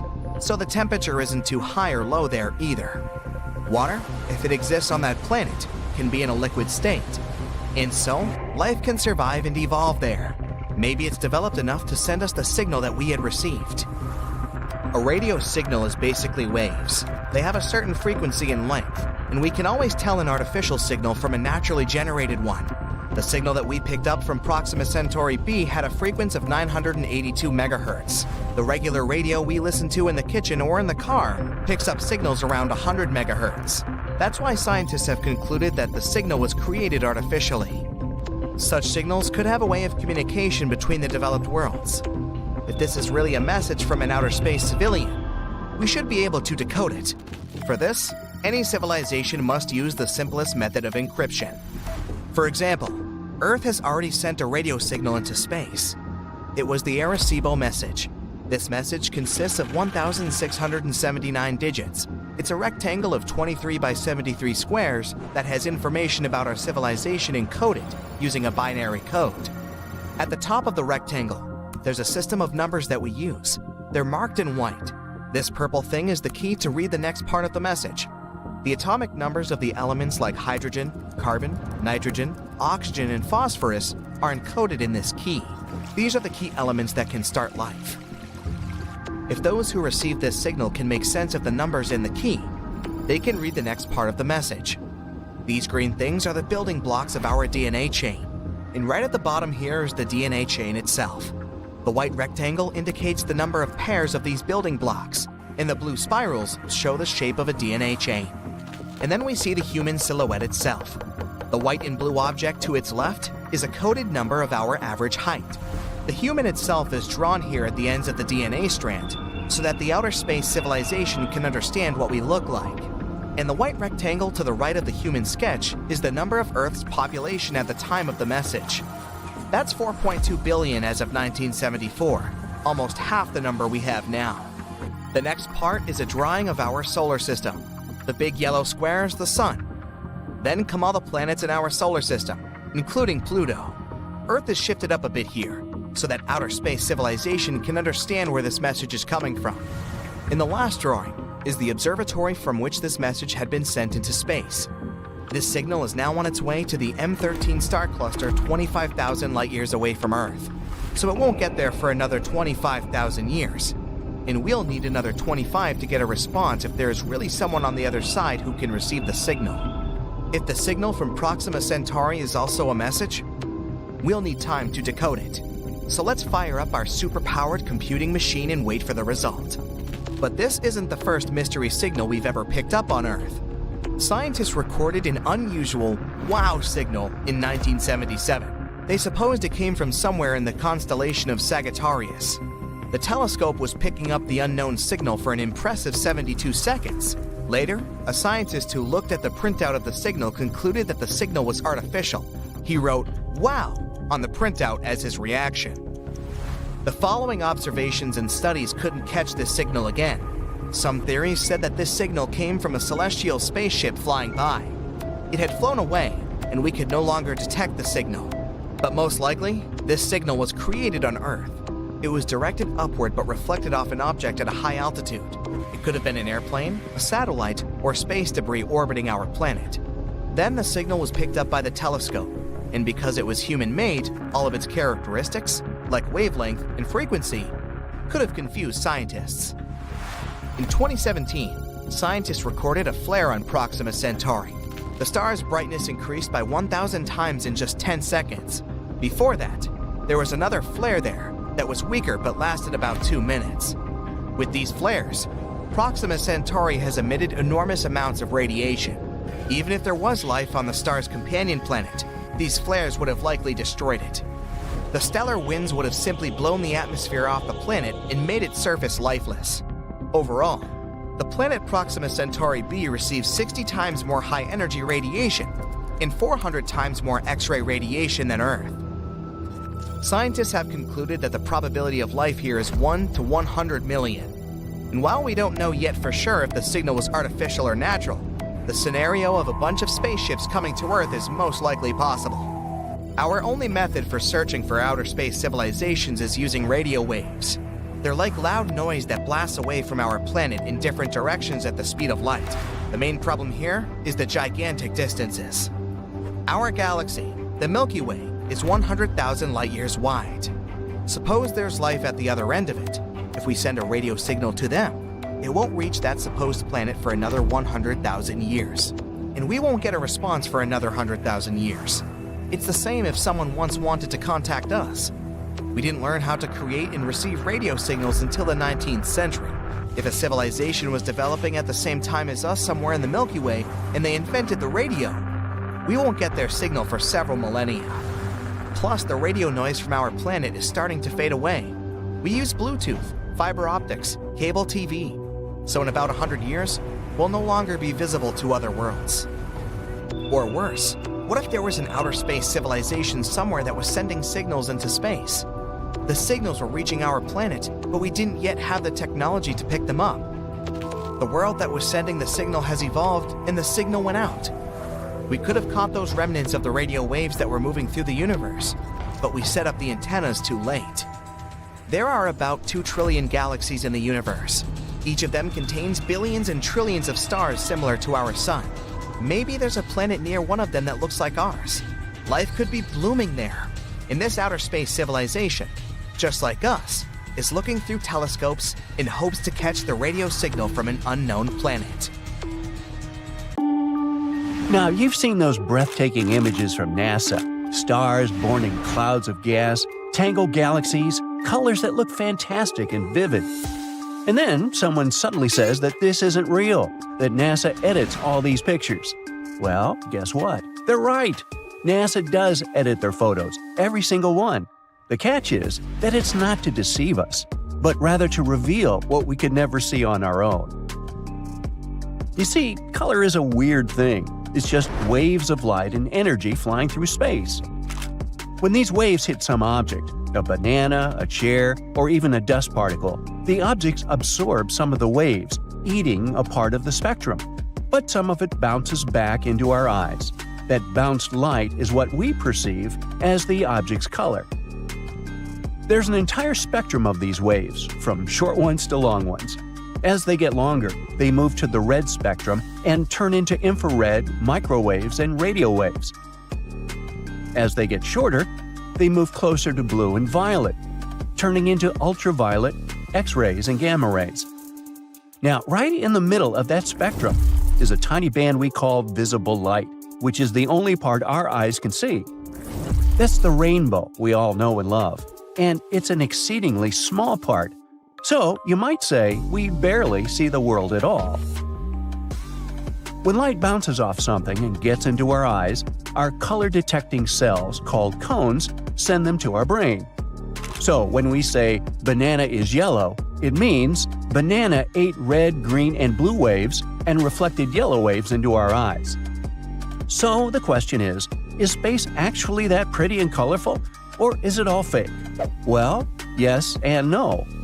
Stars emit light, and it travels through space like an unstoppable train. It's flying there, chilling, until it hits something – dust particles, a planet, spaceship, or an astronaut. Every time light hits something, some of it gets absorbed, some of it reflects and continues to travel.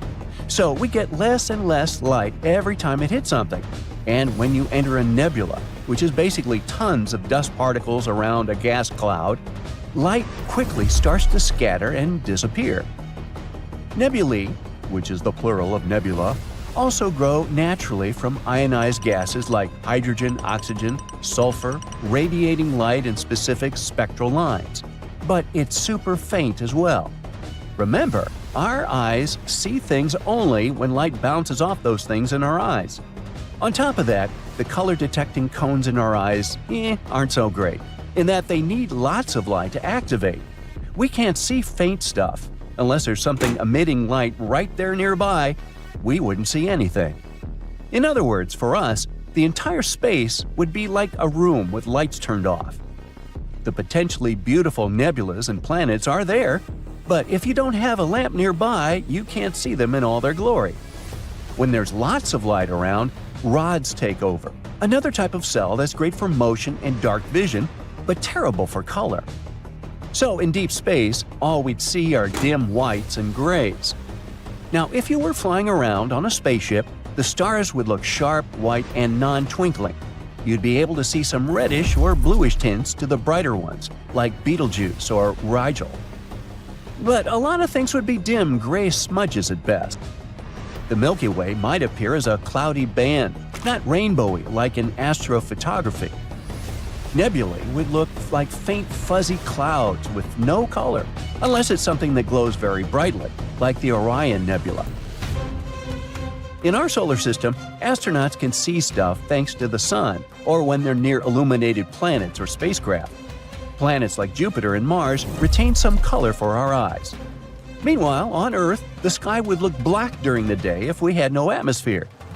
The sun would be a bright disk in a void as seen from the moon. If only we had super-sensitive cone cells that could detect light better than we do and see even faint things. Oh wait, we actually do have technology for that. Long-exposure cameras and telescopes. Now, telescopes are great for that.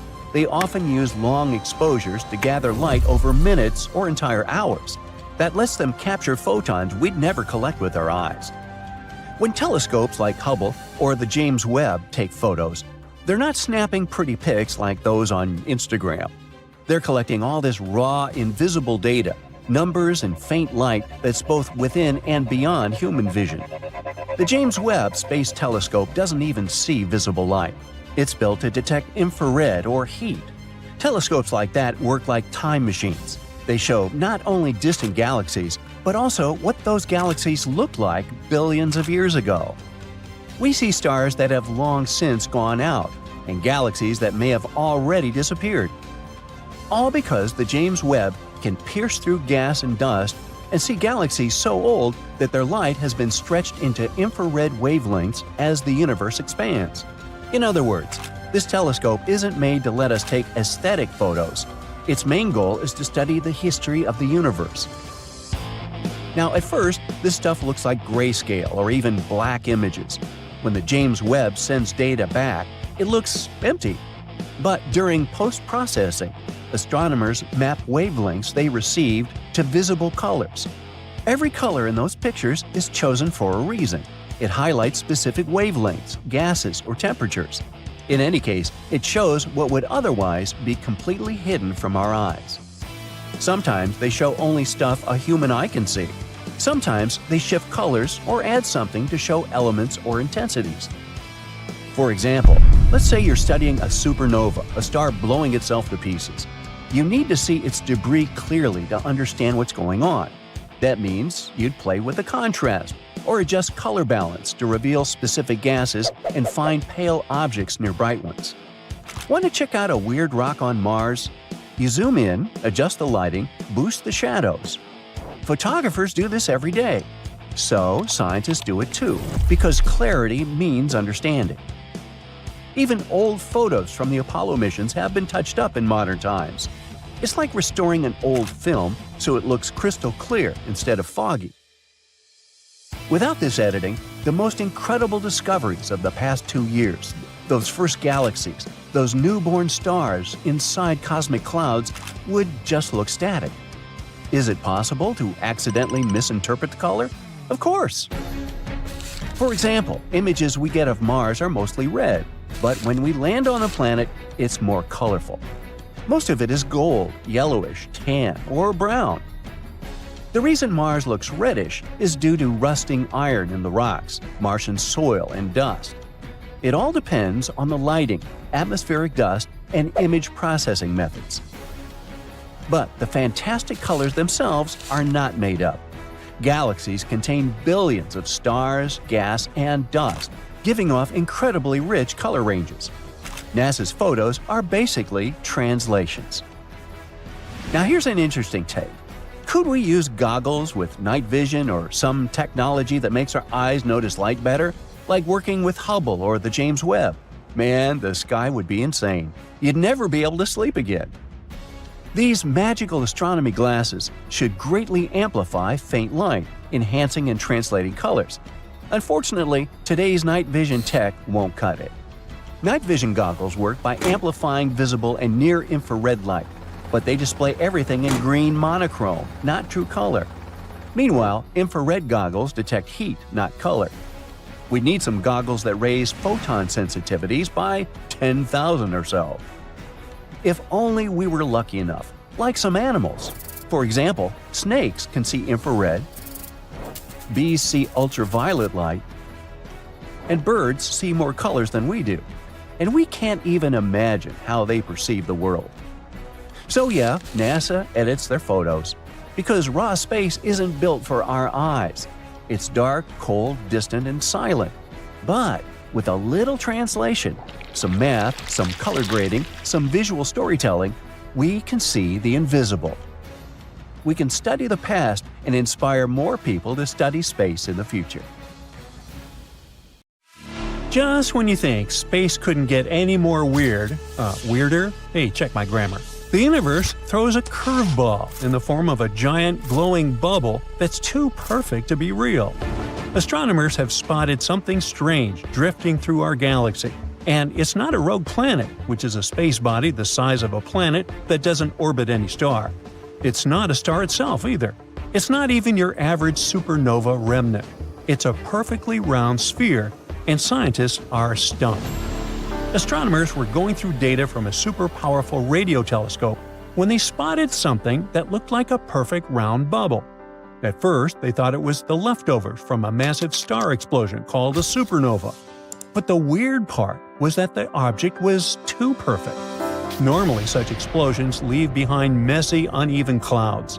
And the newly discovered one looked like someone had drawn it with a compass. The scientists named the space bubble teleos, which means perfect in ancient Greek.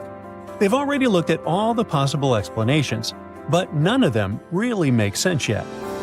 This strange space body was discovered thanks to a telescope in Australia called ASCAP. It's been scanning the sky and finding all kinds of weird circular objects. This research was part of a project called the Evolutionary Map of the Universe. Some of the faraway circles, known as ORCs, which is short for odd radio circles, have already puzzled scientists. But this one is different because it's inside our own galaxy. At the same time, even though Teleos is technically closer to us, scientists can't quite figure out how close it is. And that's making it harder to understand where it came from or how it formed. The researchers have taken an even closer look at this strange space bubble and found something super odd. It only gives off a very faint glow and only in radio waves, not in visible light or X-rays. Based on that glow, they figured it's most likely the leftover shell of a massive star explosion called a Type Ia supernova, one of the brightest and most powerful kinds of explosions in the universe. This kind of explosion happens like this. a super-dense dead star called a white dwarf starts stealing material from a nearby star. It keeps sucking in stuff until it just can't handle the weight anymore, then it blows up in a huge burst of energy. Now that part makes sense. But figuring out how far away is this thing? Strangely, it's not so easy. Scientists have run the numbers and ended up with two possible distances for Teleos. Either it's around 7,175 light-years away, or it's much farther, about 25,114 light-years away, give or take. Depending on which distance is right, the size of the bubble could be vastly different. If it's closer, then it's about 46 light-years wide. That would make it a pretty young supernova remnant, maybe less than 1,000 years old. But if it's farther away, then it's a giant 157 light-years across, which could be more than 10,000 years old. So, which one is it? That's where things get tricky. Scientists have models that tell us how these supernova leftovers should behave. And one of the most important things they expect to see is X-rays. But you might remember that Teleos doesn't show any, not a single X-ray in sight. That's the big mystery. How can something that should be glowing with X-rays be totally silent? It just doesn't add up and leaves the scientists very puzzled. Another idea the scientists are considering is that Teleos might not be a regular supernova remnant at all. Instead, it might be the leftovers from a rarer kind of explosion called a Type Lax supernova. And this one? It's extra weird. In a normal Type La supernova, the white dwarf star blows itself to bits. But in a Type Lax supernova, it doesn't get totally destroyed. It kind of survives, turning into a zombie star. Ooh. It's damaged, but it's still around. This would actually explain a lot about how Teleos looks and glows. But in this case, it would have to be much closer to us, only about 3,262 light-years away. That would also make it a lot smaller, about 11 light-years wide. The coolest thing here is that there's actually a star at that distance that could be the zombie star that caused all this. But, and it's a big but, like I have, when scientists use other ways to try and measure how far away Teleos is, none of them agree that it could be this close. So, sadly, this theory hits a bit of a wall. Then there's another strange thing. Teleos' nearly perfect spherical shape. That's not normal. Usually supernova explosions are kind of messy and uneven. The blast might push into clouds of space dust or gas, or parts of the explosion might move faster than others. Eventually, the shell that forms gets all lumpy or starts to break apart. But in this case, the object is almost perfectly round, like a balloon, and that's super rare. The only way something could stay this neat and round is if it exploded in a very empty part of space and expanded smoothly in all directions. That's actually not impossible, just really, really rare. Now, considering its unique, probably unnatural shape, could Teleos be an artificial object? Could it be a Dyson sphere? That's a hypothetical megastructure that could completely surround a star and harvest all of its energy. At first, this idea was supposed to explain how we might detect intelligent extraterrestrial life by spotting the energy they use, rather than waiting for them to send us a message. You see, here on Earth, we only receive a tiny bit of the sun's energy. Meanwhile, a whopping 386 billion megawatts are shooting out into space in all directions. Not to waste such a giant amount of energy, a civilization could build a Dyson sphere, or more realistically, a Dyson swarm, loads of solar panels orbiting the star. It would help them capture every bit of that power to run their planet, technology, AI systems, and maybe even space travel across galaxies.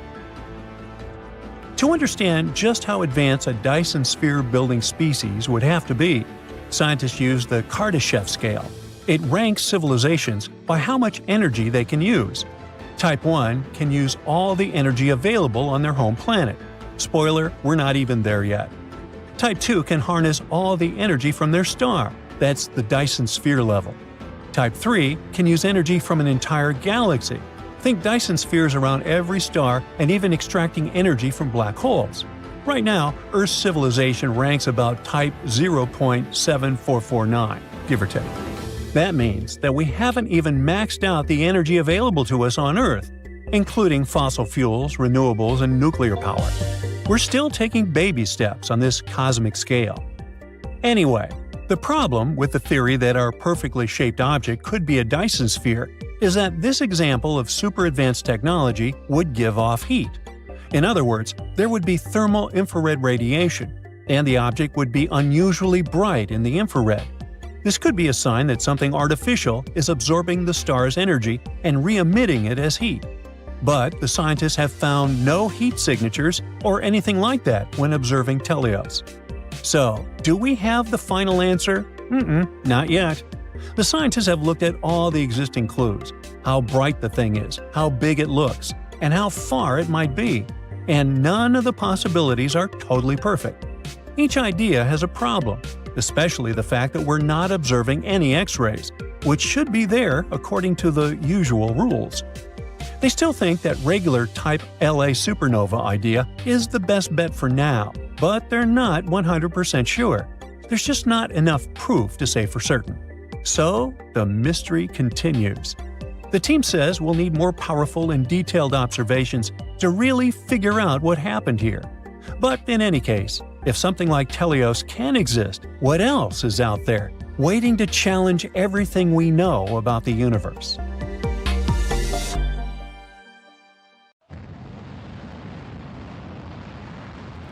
NASA sent a spacecraft right into the Sun. It's the fastest human-made object ever, and could cover the distance from Philadelphia to Washington, D.C. in just 1 second. The Parker Solar Probe's mission is to study our star's dangerous behavior. Scientists warn that massive solar storms are inevitable, and the consequences could be catastrophic for our planet.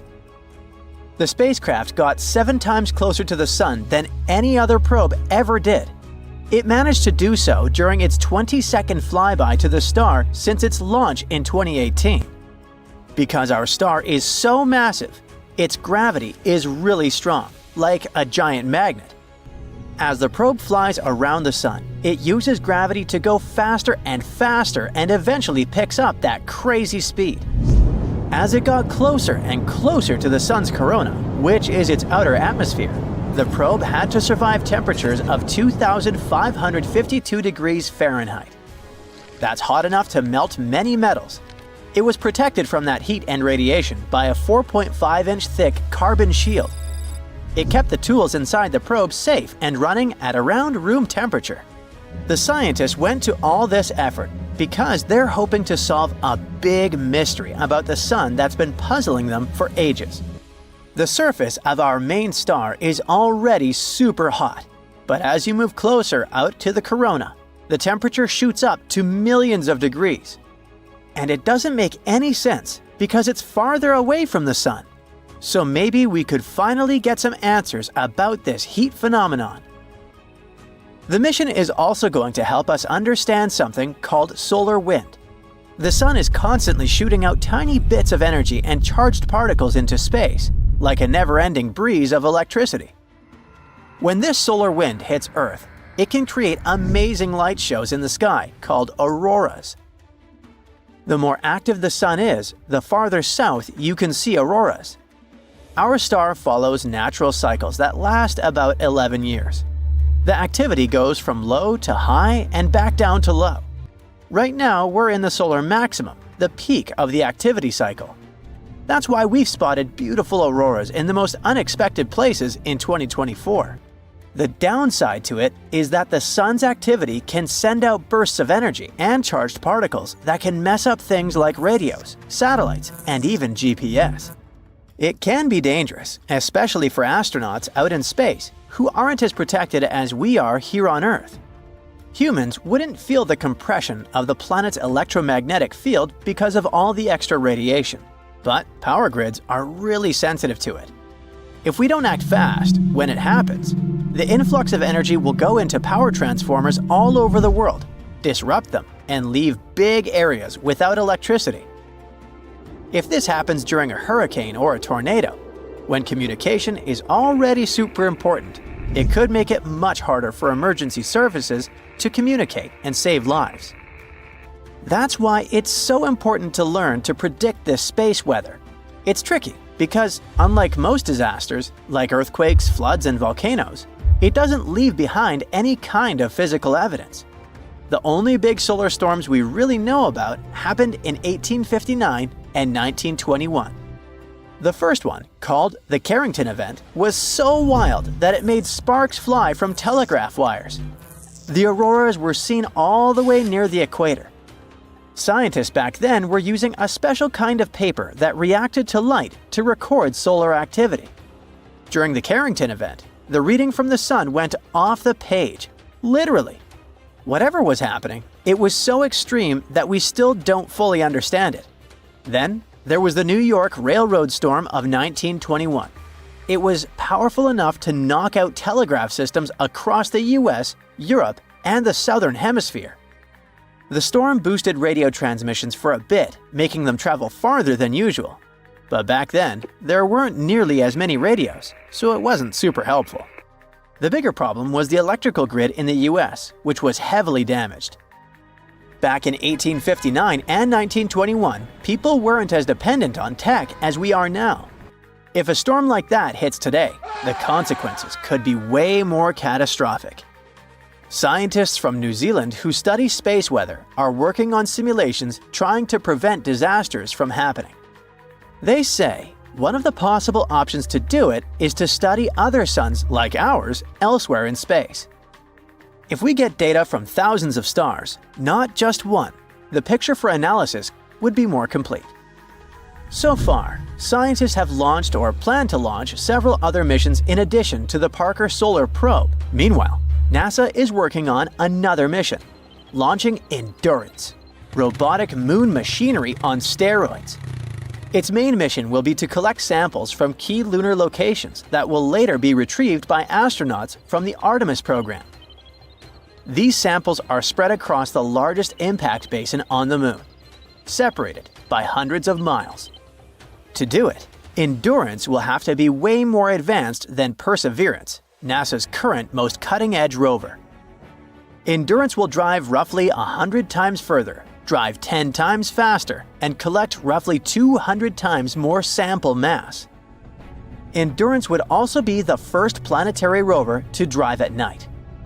And because it will be on the far side of the moon with limited communication to Earth and surface data, it will have to drive autonomously between sample locks and make its own decisions in tough conditions. When it reaches its destination, it's going to switch to a more classic way of doing things. Scientists back on Earth will get involved directly, guiding the rover to explore the sites and collect samples. The teams on Earth will also keep an eye on how the rover is doing by monitoring its telemetry, which is the data it sends back, like its health stats. If they spot any signs that a part is wearing out or something isn't working quite right, they'll tweak the plan to keep things running smoothly. All this will cost huge amounts of money, probably way more than the Viper moon mission that was cancelled after NASA had spent around $450 million on it. While Endurance is in the planning stage, the Blue Ghost lunar lander is already on its way to the moon. Its main mission is research. It will spend 25 days in Earth's orbit, taking measurements and waiting for the right time to fling itself to the moon. After 4 days in transit, Blue Ghost will hang out in lunar orbit for another 16 days to collect more data. Then it will descend to one of the largest basins on the moon and spend 1 lunar day there. It will measure subsurface thermal data, radiation levels, and other important data. At the end of its mission, Blue Ghost will take some final pictures of the lunar sunset. It isn't designed to return back to our planet, so when the night falls, it will do some final work and go offline for good. NASA chose the team of University of Florida aerospace engineers to work on another innovative space project. It will cost $12 million, and its goal will be to improve the way we track changes in tectonic plates and oceans on Earth from space. It will use state-of-the-art sensors that will measure even the tiniest gravitational changes. The data it gets will help scientists monitor droughts, assess groundwater reserves, and better understand changes in sea levels. They expect to launch it around 2027 aboard a SpaceX Falcon 9 rocket. Psst, a giant is hiding in the sky. Kipu is the biggest thing we've ever found in the nearby universe. It's been messing with our understanding of the universe for years, and we've just discovered it. Kipu is dense, powerful, and dangerous to ignore. If we don't understand structures like this, we might be reading the universe completely wrong. So, what exactly is it? It's not a solid object like a planet or a star, and it's not a single thing. It's a superstructure, basically an entire region of the universe, a tangled mess of matter spanning a huge amount of space stitched together by gravity. Kipu is made up of an enormous web of galaxies, galaxy clusters or giant groups of galaxies, gas and dark matter. It's like a superhighway, with galaxy clusters being the cities, filaments being the roads, and dark matter being the invisible infrastructure holding it all together. This giant stretches across 1.3 billion light-years. That means if you traveled at the speed of light, it would still take you 1,003,000,000 years just to cross it. Kipu also holds 200 quadrillion solar masses, even though it only takes up 13% of the observable universe. The name Kipu comes from the Incan system of knotted cords used to record things, called quipus. It was like a writing system. In that system, each knot, color, and twist told a story, numbers, taxes, harvests, and so on. So, when astronomers saw this colossal structure in space, long, tangled, and branching like space cords, they named it after this language of knots. Plus, the shape of the space reminded scientists of those threads. There's a long central filament, and the smaller ones are branching off the sides. What's even more fascinating, Kipu isn't alone. When scientists mapped this part of the universe, they found 5 of these massive structures. They aren't just sitting there either. They formed over billions of years through gravity slowly pulling matter together. All told, all those giants hold nearly half of all the galaxy clusters in that region, 30% of all the galaxies, and a quarter of all the matter in the observable universe. The team that found Kipu used a clever trick. They searched for X-rays coming from galaxy clusters. These clusters aren't just full of galaxies, they're also filled with superhot gas. That gas is so hot it glows in X-ray light, which we can't see with our eyes, but special telescopes can. If there's a lot of that X-ray glow, it means there's a huge amount of matter, galaxies, gas, and dark matter all pulled together by gravity. That's where the densest, most crowded areas of the universe are. So, by following the X-ray glow, the scientists could draw a map showing where the biggest cosmic structures like Kipu were hiding. Why does any of this matter? Because these megastructures mess with everything. First of all, they warp the cosmic microwave background, the ancient light left over from the Big Bang. It's a faint glow of light that fills the entire universe. After the Big Bang happened and our world was created, it emitted its very first light and signals that still haven't completely weakened yet. The leftover radiation is still coming to us, even after 13.8 billion years. By studying this ancient light, scientists can learn what the early universe looked like, and Kipu ruins it for us. These megastructures hold so much gravity that they bend and distort this ancient light as it passes through them. That's called the integrated Sachs-Wolf effect. These warps add noise to the original signal, and now it's harder for us to get a proper, clearer understanding of what the baby universe looked like and how it expanded. They also mess with the Hubble constant. The universe is constantly expanding, and the Hubble constant tells us how fast it's growing. In other words, how quickly galaxies are moving apart from each other. But giant things in space, like Kipu, have so much gravity that they pull nearby galaxies toward them, messing up the way those galaxies move. This makes it harder for scientists to measure the universe's true speed of expansion. They can't tell if a galaxy is moving because of the universe growing or just because it's being pulled by something huge nearby. And finally, there's gravitational lensing. Light in space travels constantly, but it doesn't always follow a straight line. If the space gets distorted, like by gravity, then the light traveling through the space will get bent and distorted too.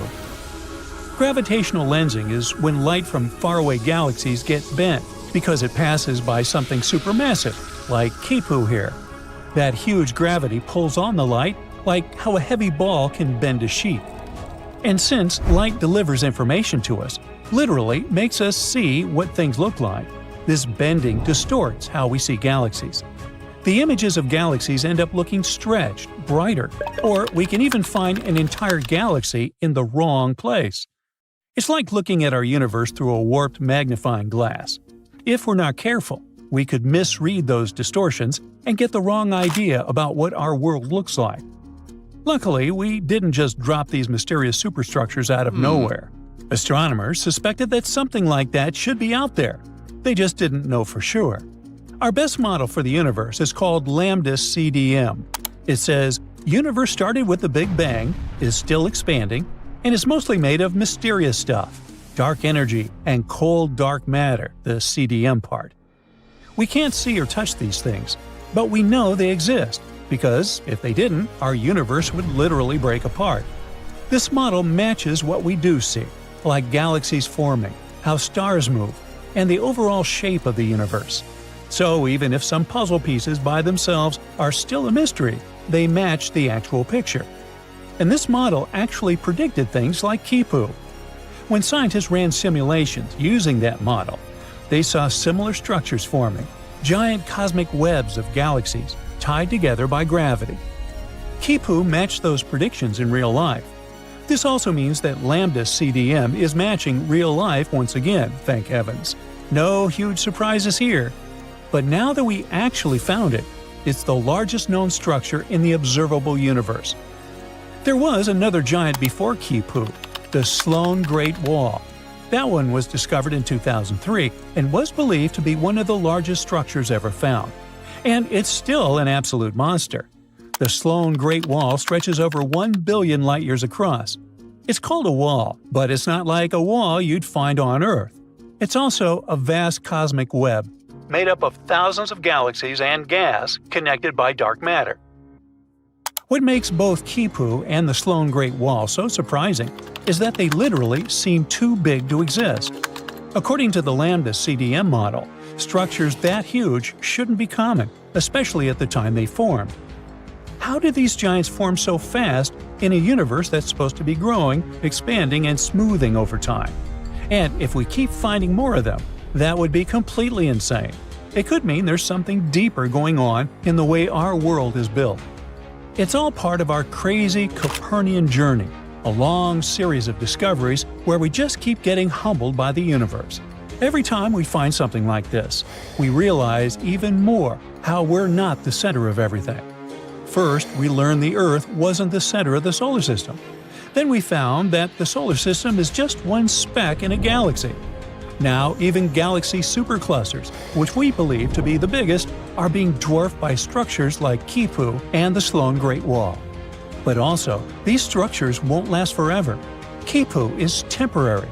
Over billions of years, gravity will tear it apart, breaking it into smaller pieces. Some parts will collapse into tighter clusters, others will drift apart. Right now, though, it's one of the most important structures in the known universe. It shapes how galaxies form. It bends light, making it super important for us to decipher. It literally messes with our understanding of the cosmos. 5, 4, 3, 2, 1. Ah, Saturn. Incredible with its majestic rings and swirling clouds. But what would it be like to dive into it? NASA's Cassini tried that, and it turned out to be a wild trip. NASA's Cassini spacecraft was a probe that spent 13 years orbiting Saturn and gathering some incredible data. One of its major goals was to help us understand how come Saturn's atmosphere is so hot. The upper atmospheres of planets are always heated, duh. They're directly under the sun. The strange thing about Saturn is that gas giants are too far from the sun to get that kind of warmth. So Cassini didn't just observe the planet from outside. On September 15, 2017, it dove deep to the journey that would become the spacecraft's grand finale. His last moments were spent inside Saturn's upper atmosphere, sending back priceless data as it slowly disintegrated. Now, these upper layers are no joke. The planet's horrifying magnetic field hums with energy, and powerful winds whip around at thousands of miles per hour. Cassini would pass through thick layers of clouds, hazy, pale gold, and muted, reflecting the sun's faint light. And these aren't cute, fluffy Earth-like clouds made of water vapor. This is a nightmare cocktail of hydrogen and helium. The probe ventured deeper, passing through the region where Saturn's iconic rings rain material onto the planet. Cassini discovered that this rain was more intense than anyone expected, more than 22,000 pounds of material per second. That's at a rate that Saturn's rings might not last forever. The planet's own gravity could eat them away completely someday, unless the rings get a sudden update. These are all tiny grains of ice and dust, caught in the planet's gravity, falling into the atmosphere like a relentless storm. The grains, mixed with water, methane, and even chemicals like propane and butane, slowly alter Saturn's atmospheric chemistry. It mixes with the particles in the planet's upper atmosphere, making them heavier and warming Saturn up. Unfortunately, this was too much for poor little Cassini. It was designed to be tough enough for the outer layers, but it burned up before it could descend into the terrifying deeper regions. In the more intense layers of Saturn's atmosphere, winds reach extreme speeds of over 1,100 miles per hour. The pressure becomes crushing, and the deeper you go, the more overwhelming it becomes.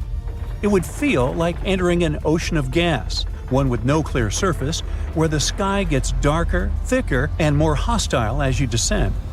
And at a certain point, complete darkness. Just you and the overwhelming mass of hydrogen gas pressing in from all sides.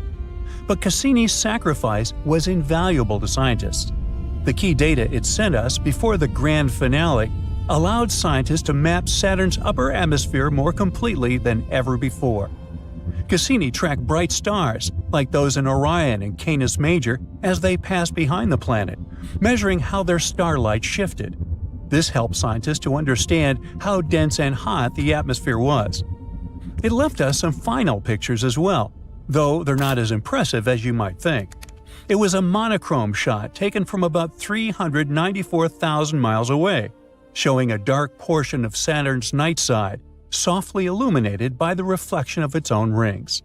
NASA also posted a picture made by their own artists of what Cassini could have seen in its last moments. And of course, it gave us the answer to the big mystery of Saturn's heat. It's because of auroras. It turns out that due to the crazy magnetic field, the planet's cloud layers are sparked up by sudden bursts of auroras at the poles. They're like the northern lights on Earth, but far more intense. The gas giant's skies occasionally light up with radiant greens and blues. They're sparked by the interaction between solar winds and the charged particles from Saturn's moons. The hottest areas of Saturn were near these auroras. These light shows are powerful enough to heat the upper atmosphere, spreading warmth across the planet. Thanks to this added information, we discovered something important, not just about Saturn, but about all gas giants across our solar system and beyond. Meanwhile, the photos we have of Venus are much more dramatic. Venus is a bit closer to the Sun than Earth. It's often been called Earth's twin because of the similarities, like in size, mass, and composition. But don't be fooled. Beneath those thick clouds lies one of the most toxic environments in our solar system. Its surface is a nightmare, where temperatures soar to about 900 degrees Fahrenheit, hot enough to melt lead. The pressure on the planet is crushing as well, 92 times that of Earth's. That's like standing 3,000 feet under the ocean. We just couldn't resist taking some pictures. So, in the 1970s, scientists managed to land probes on this volcanic, unforgiving surface. And these missions were successful. They managed to send back the first photos of Venus and showed us incredible stuff. The first probe lasted only 23 minutes on the surface and then crushed down under this crazy pressure, winds, and heat. Both first and second probes captured black and white panoramas of a rocky hillside. On both, the second lens failed to eject. The horizon was flat, the ground strewn with jagged rocks, and the oppressive atmosphere pressed down like an invisible force. After lots of hurdles, we finally managed to look at colorful pictures from Venus in the 1980s. This spacecraft lasted more than 2 hours after extreme conditions. It's incredible that they managed to send us anything at all. Venus is a planet where metals melt, and where the atmosphere itself eats away the spacecraft. The photos it took showed that on Venus, the skies aren't blue, but an eerie yellow due to the thick clouds of sulfuric acid. NASA also has some computer simulations of what Venus's surface could look like, but these don't really convey the horror of actually being there. Perhaps it's time we look at Venus once more. There's so much we don't know about this fiery neighbor. Finally, we also tried to enter Jupiter's atmosphere in the 90s, and that's the hardest one on the list. NASA's Galileo missions probe was designed to dive into Jupiter. It was launched in 1989 and traveled millions of miles with a small entry probe on board. This tiny hero would face one of the most intense environments we've ever encountered in space. It was finally released on July 13, 1995. At that moment, the spacecraft was still 50 million miles away from Jupiter, so just to enter the atmosphere, it had to fall for months. And it finally did fall on December 7th, plunging headfirst into Jupiter's thick, swirling atmosphere. The probe slammed into Jupiter's skies at a staggering 106,000 miles per hour. That's fast enough to cross the United States from Los Angeles to New York in 90 seconds. The intense deceleration caused the probe to experience a horrifying gravity, 228 times stronger than the Earth's. It slowed down from supersonic speeds to just 100 miles per hour in minutes. The heat generated by its entry was so extreme that the shock wave ahead of it glowed as brightly as the sun itself. The temperature soared to 28,000 degrees Fahrenheit. And all this time, somehow, the probe was collecting data every second and sending it all to us. It gave us some critical information about Jupiter's mysterious atmosphere. For example, it turned out that Jupiter's upper atmosphere was drier than expected, less water vapor and fewer organic compounds than scientists thought. The probe also measured fierce winds of up to 0.5 mile per second. And surprisingly, it didn't see that much lightning, even though we thought these are never ending on Jupiter. One of the probe's biggest surprises was the discovery that Jupiter's atmosphere contained less helium than we thought. It also revealed a horrifying radiation belt about 30,000 miles above Jupiter's clouds. It's like intense radiation encircles the planet like a cosmic shield. The poor little guy managed to survive for 58 minutes. It eventually succumbed to immense pressure.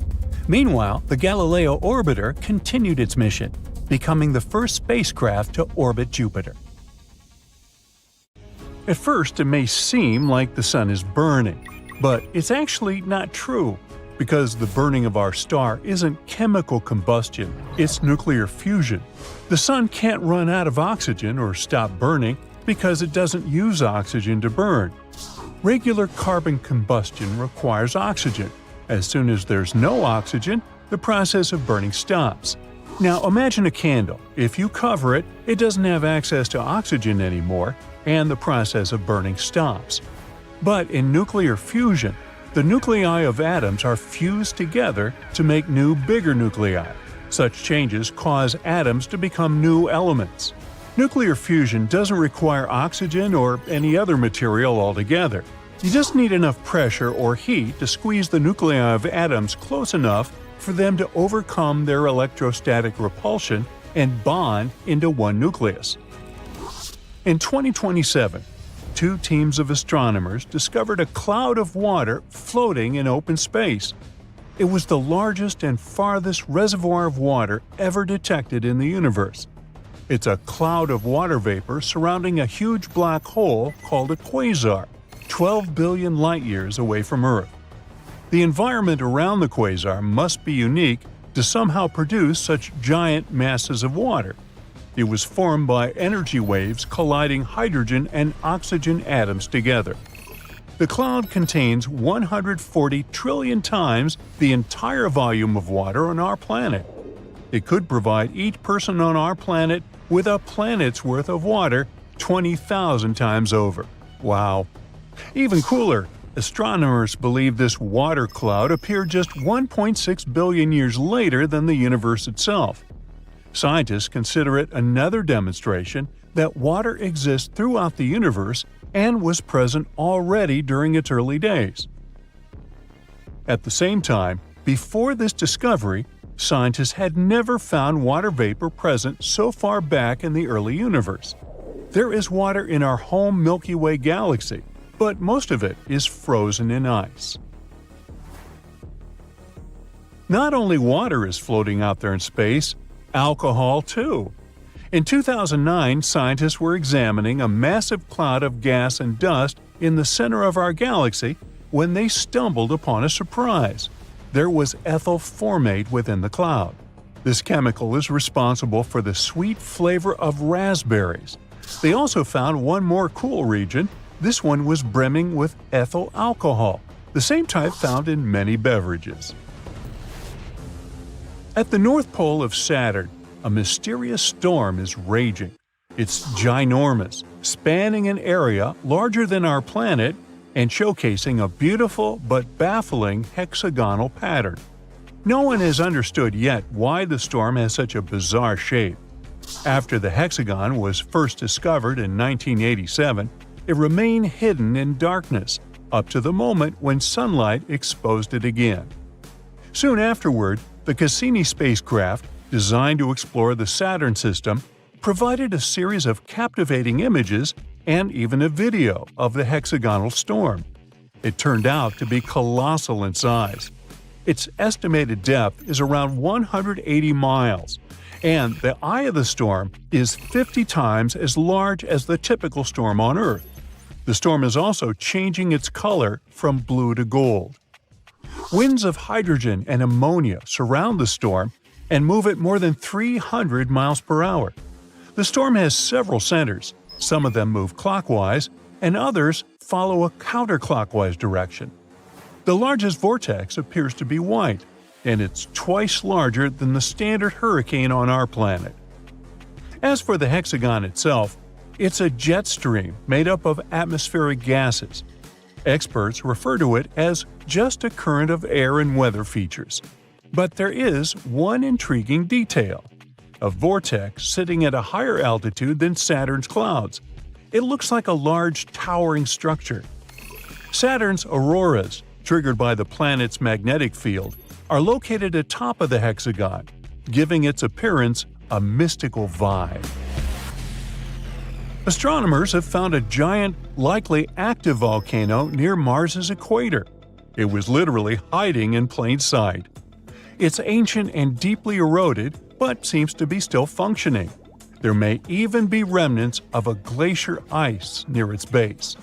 That's why this discovery might indicate a promising new location to search for life, as well as a potential destination for future human and robotic exploration. The structure is still awaiting its official name. At the moment, it's referred to as the Noctis volcano. It reaches a height of 29,600 feet and spans an impressive 280 miles across. Such a giant size indicates that the volcano has been active for a very long time. In its southeastern part, there's a thin, recent volcanic deposit, and beneath, glacier ice might still be present. At a distance of 700 million light-years away from Earth, there's a gaping hole, a blank void with no galaxies, stars, planets, or asteroids, literally nothing.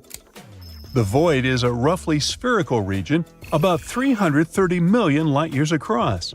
Our home Milky Way galaxy could fit there billions of times over. That's the mysterious Bootes void. It lies in the constellation of Bootes, the herdsman driving the plow around the North Pole. At first, this void had the name of the Great Nothing, but later it was given its current name. Now, we know that galaxies look like a giant web. Most of them are parts of long structures called filaments. Those wind through the cosmos, and when they meet, they form regions with a high concentration of galaxies. These regions are what we know as galaxy clusters, but between these clusters and threads, there are enormous empty voids that hardly contain any galaxies. Such voids actually make up almost 80% of the observable universe, and most of them are huge, from 30 to 300 million light-years wide. The Boots void is one of the most massive ones. It has even earned the title of supervoid. Astronomers think it might be the result of a few smaller voids merging together. There is a diamond planet out there that orbits a star in the constellation of Cancer, completing one full rotation in a mere 18 Earth hours. The planet's scientific name is 55 Cancri E. The radius of this faraway world is twice as large as Earth's, and its mass is 8 times greater. The planet is scorching hot, the temperatures on the day side reaching almost 5,000 degrees Fahrenheit. But the coolest thing about 55 Cancri E is that, according to some specialists, at least a third of the planet's mass could be diamond. That's the equivalent of around 3 masses of our home planet. Sounds like big money floating out there in space. How about we calculate how much this planet could be worth? Wait, someone has already done it, and the number is astronomical, pun intended, of course. It's 26.9 nonillion, and if you're confused by this number as I am, that's 26.9 followed by 30 zeros. Now, for comparison, one of the most expensive diamonds on Earth ever is the Cullion.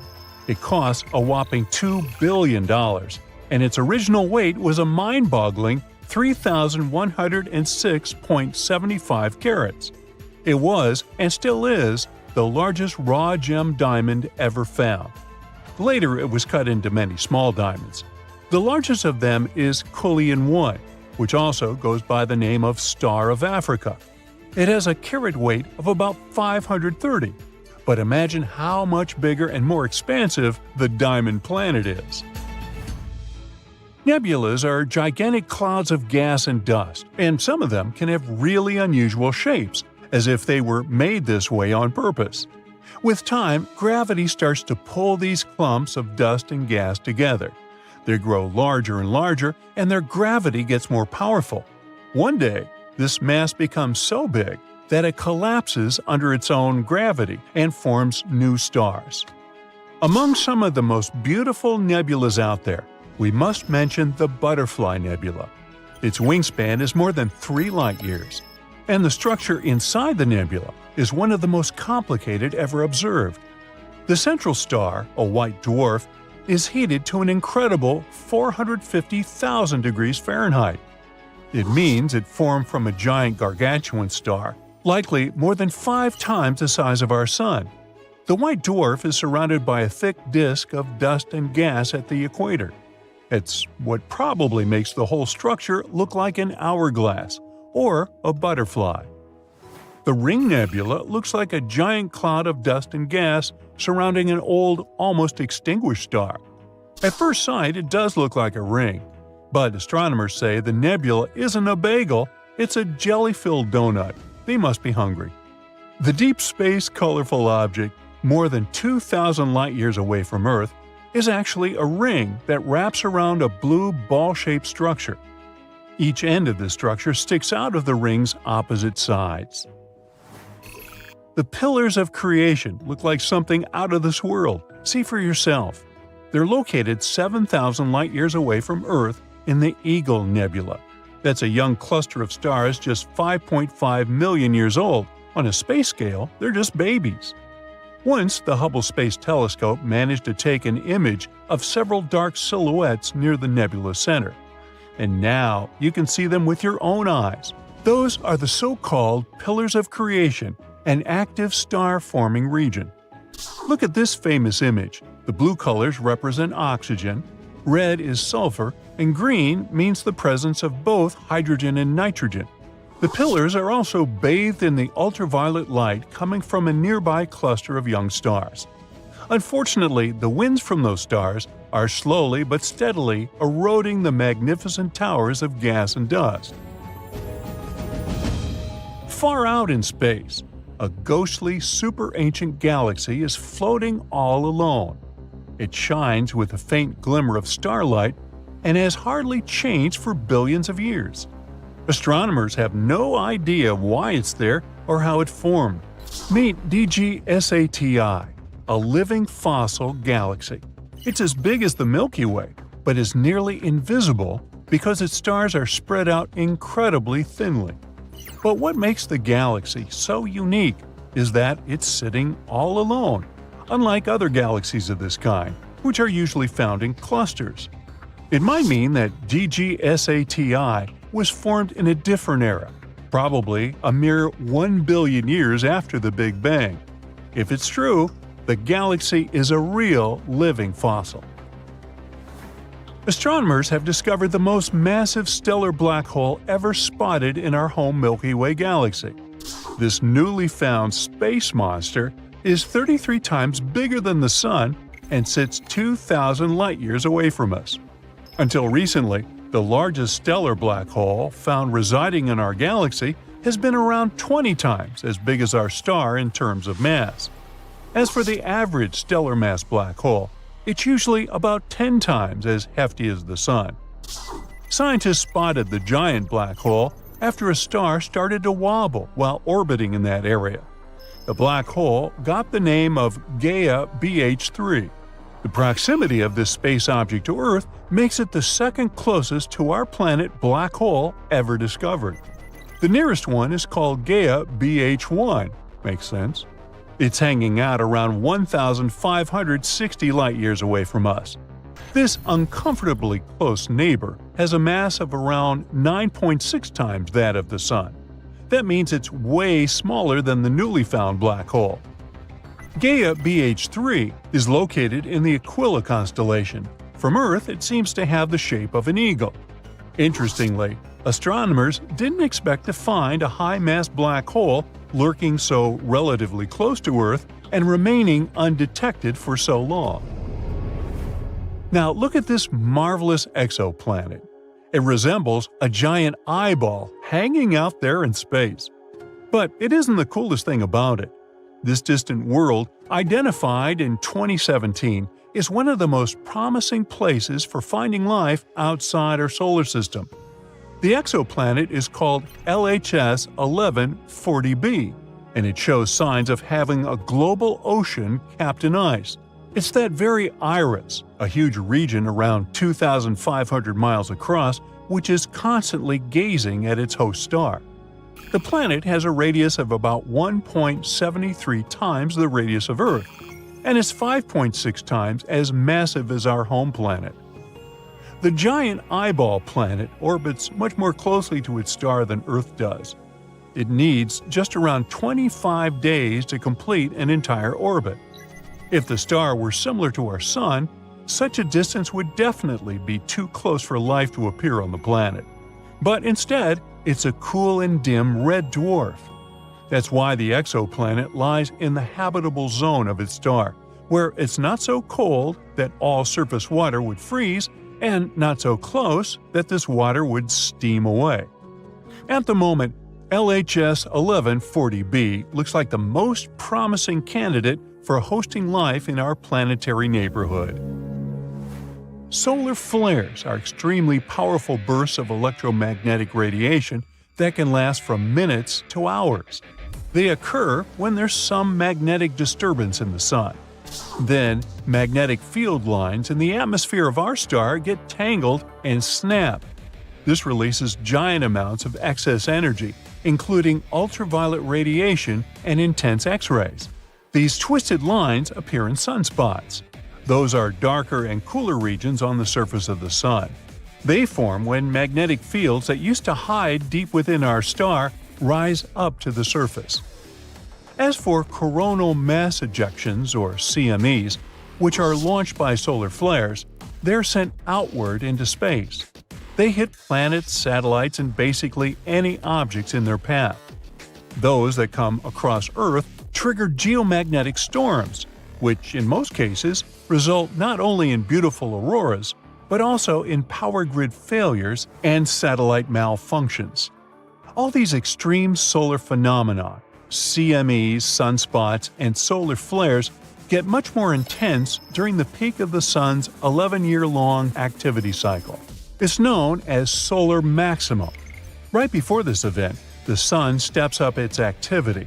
It starts to spit out giant blobs of fiery plasma, emits powerful streams of radiation, and grows planet-sized spots. At first, experts were sure that the current solar cycle would reach its peak in 2025. But judging by recent numerous sunspots, intense solar storms, and some other rare solar phenomena, solar maximum is likely to arrive sooner than that. This planet is as light as a piece of fluff stuck to your jacket. In the scientific world, its name is WASP 193b, but we'll call it the Cotton Candy Planet. It's located around 1,200 light-years from us. We'll never see it with our own eyes, but scientists say the Cotton Candy Planet is pretty much Jupiter's bigger, bouncier cousin. It has an extremely low density. Combined with other factors, like its high temperature and the infrared brightness of its host star, it makes it special.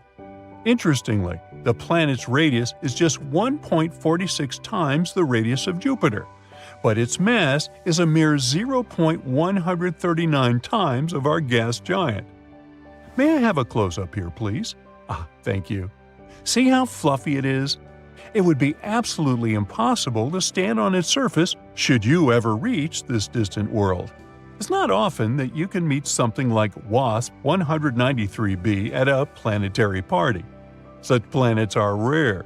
Their fluffiness might be caused by their planet stars. Those heat them, puffing them up like a marshmallow that's seen too much campfire action. The planet's super low density makes it a real anomaly among those 5,000 plus exoplanets we have already discovered. Strange explosions in vibrant blue colors are popping up around the universe and keeping astronomers intrigued. This rare and incredibly powerful event has a fancy name: luminous fast blue optical transient. This phenomenon doesn't behave like anything else we know of, and things got even stranger when the most recent one happened in a spot it shouldn't have. To really understand what happened last year, we need to go back a bit. This type of strange explosion was spotted first in June 2018. The blue blast happened about 200 million light-years from Earth and got the nickname the Cow. No, this happening didn't resemble a cow at all, but it did have an unusual format. Back then, this blast was the most asymmetrical explosion ever seen by astronomers. It burst into space in a flattened pancake-like shape, not in a typical sphere as they would expect. This phenomenon was similar to a supernova, which is the most common type of cosmic explosion that happens when a star exhausts its nuclear fuel and collapses under its own gravity. However, scientists also noted three crucial differences. Number one, this phenomenon is more powerful than a typical supernova. When it happens, the blue burst emits more energy than an entire galaxy of hundreds of billions of stars like the Sun. Number two, it's much faster. The explosion reaches its peak brightness and fades away within a matter of days, while a supernova can take weeks or even months to completely dissipate. Then the last difference, these blue bursts can also be much brighter. These mysterious objects are considered the brightest known optical phenomenon in the universe. But unlike a regular supernova, it's believed that there are no radioactive elements to power this brightness. So that means the power must come from somewhere else. The question is, from where? This is just one of the mysteries that the scientists are trying to figure out. There have been some heavy investigations since the event was first observed, and 15 telescopes around the world are constantly looking for it. Since 2018, these extreme explosions have been spotted about once a year. So while they're rare, they're not incredibly uncommon. There are several possible explanations for the existence of these fast optical transients. Perhaps the most acceptable one is that it is a stellar corpse. I mean, what is left behind when a star calls it quits. So we're looking at two prime suspects here. They could be a neutron star or a black hole, producing emissions close to the speed of light. The theory goes like this. There is a massive star much larger than those that produce regular supernovas. Then it starts to collapse. Such an event would certainly be expected to leave a black hole behind. Let's say this massive star isn't ready to leave the universe in a quiet way. Instead, it creates a swirling disk around the black hole composed of gas, dust, and other matter, like it matters. This disk, called the accretion disk, can shoot out streams of material at incredibly high speeds, almost like powerful cosmic jets. And that could be exactly what we see as those sudden bursts of light. Again, it's just a theory. What exactly sets off these blasts remains a mystery, and much more observation and analysis are needed. Experts believe that explaining such an oddity is a scientific goldmine. After all, we're talking about a stellar corpse that isn't just sitting there, it's actually quite active. Now, since this event was first spotted, all similar occurrences that our telescopes have captured happen in the same place. I mean, the explosions always occurred in the spiral arms of different galaxies. But last year, things changed. The Hubble Space Telescope left scientists speechless in April 2023 when its images caught this same type of weird explosion happening for the first time in the middle of nowhere. Well, it didn't happen inside a galaxy as it was supposed to. It happened in the space between two of them. More precisely, about 50,000 light-years from a large spiral galaxy and about 15,000 light-years from a small one.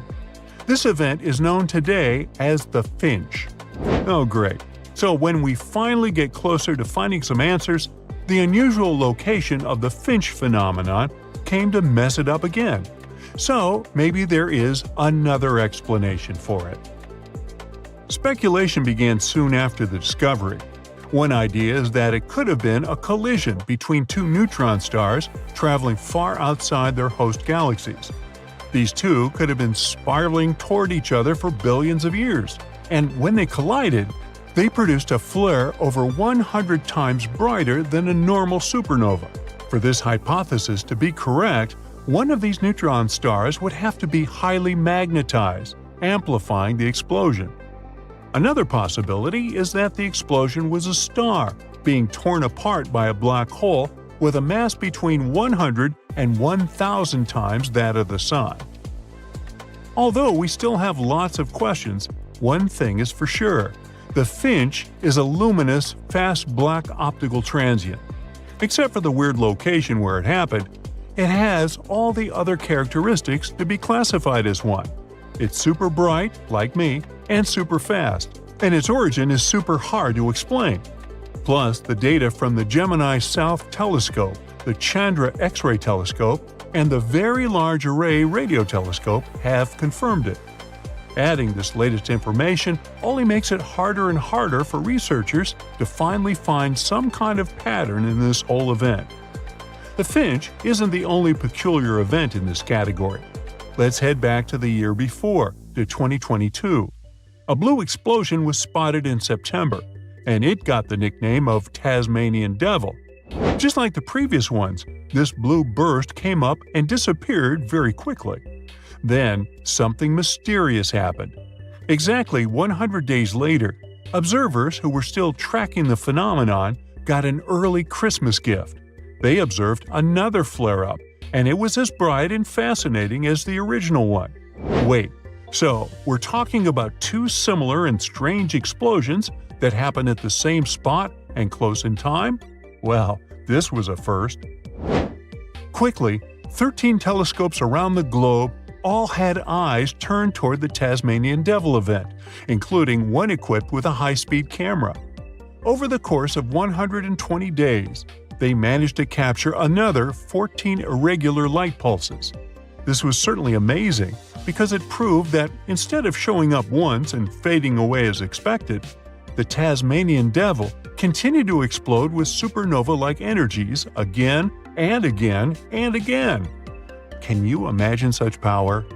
This scenario still intrigues the scientific community because it pushes the limits of physics, not only because such extreme energy production, but also because of the short duration bursts.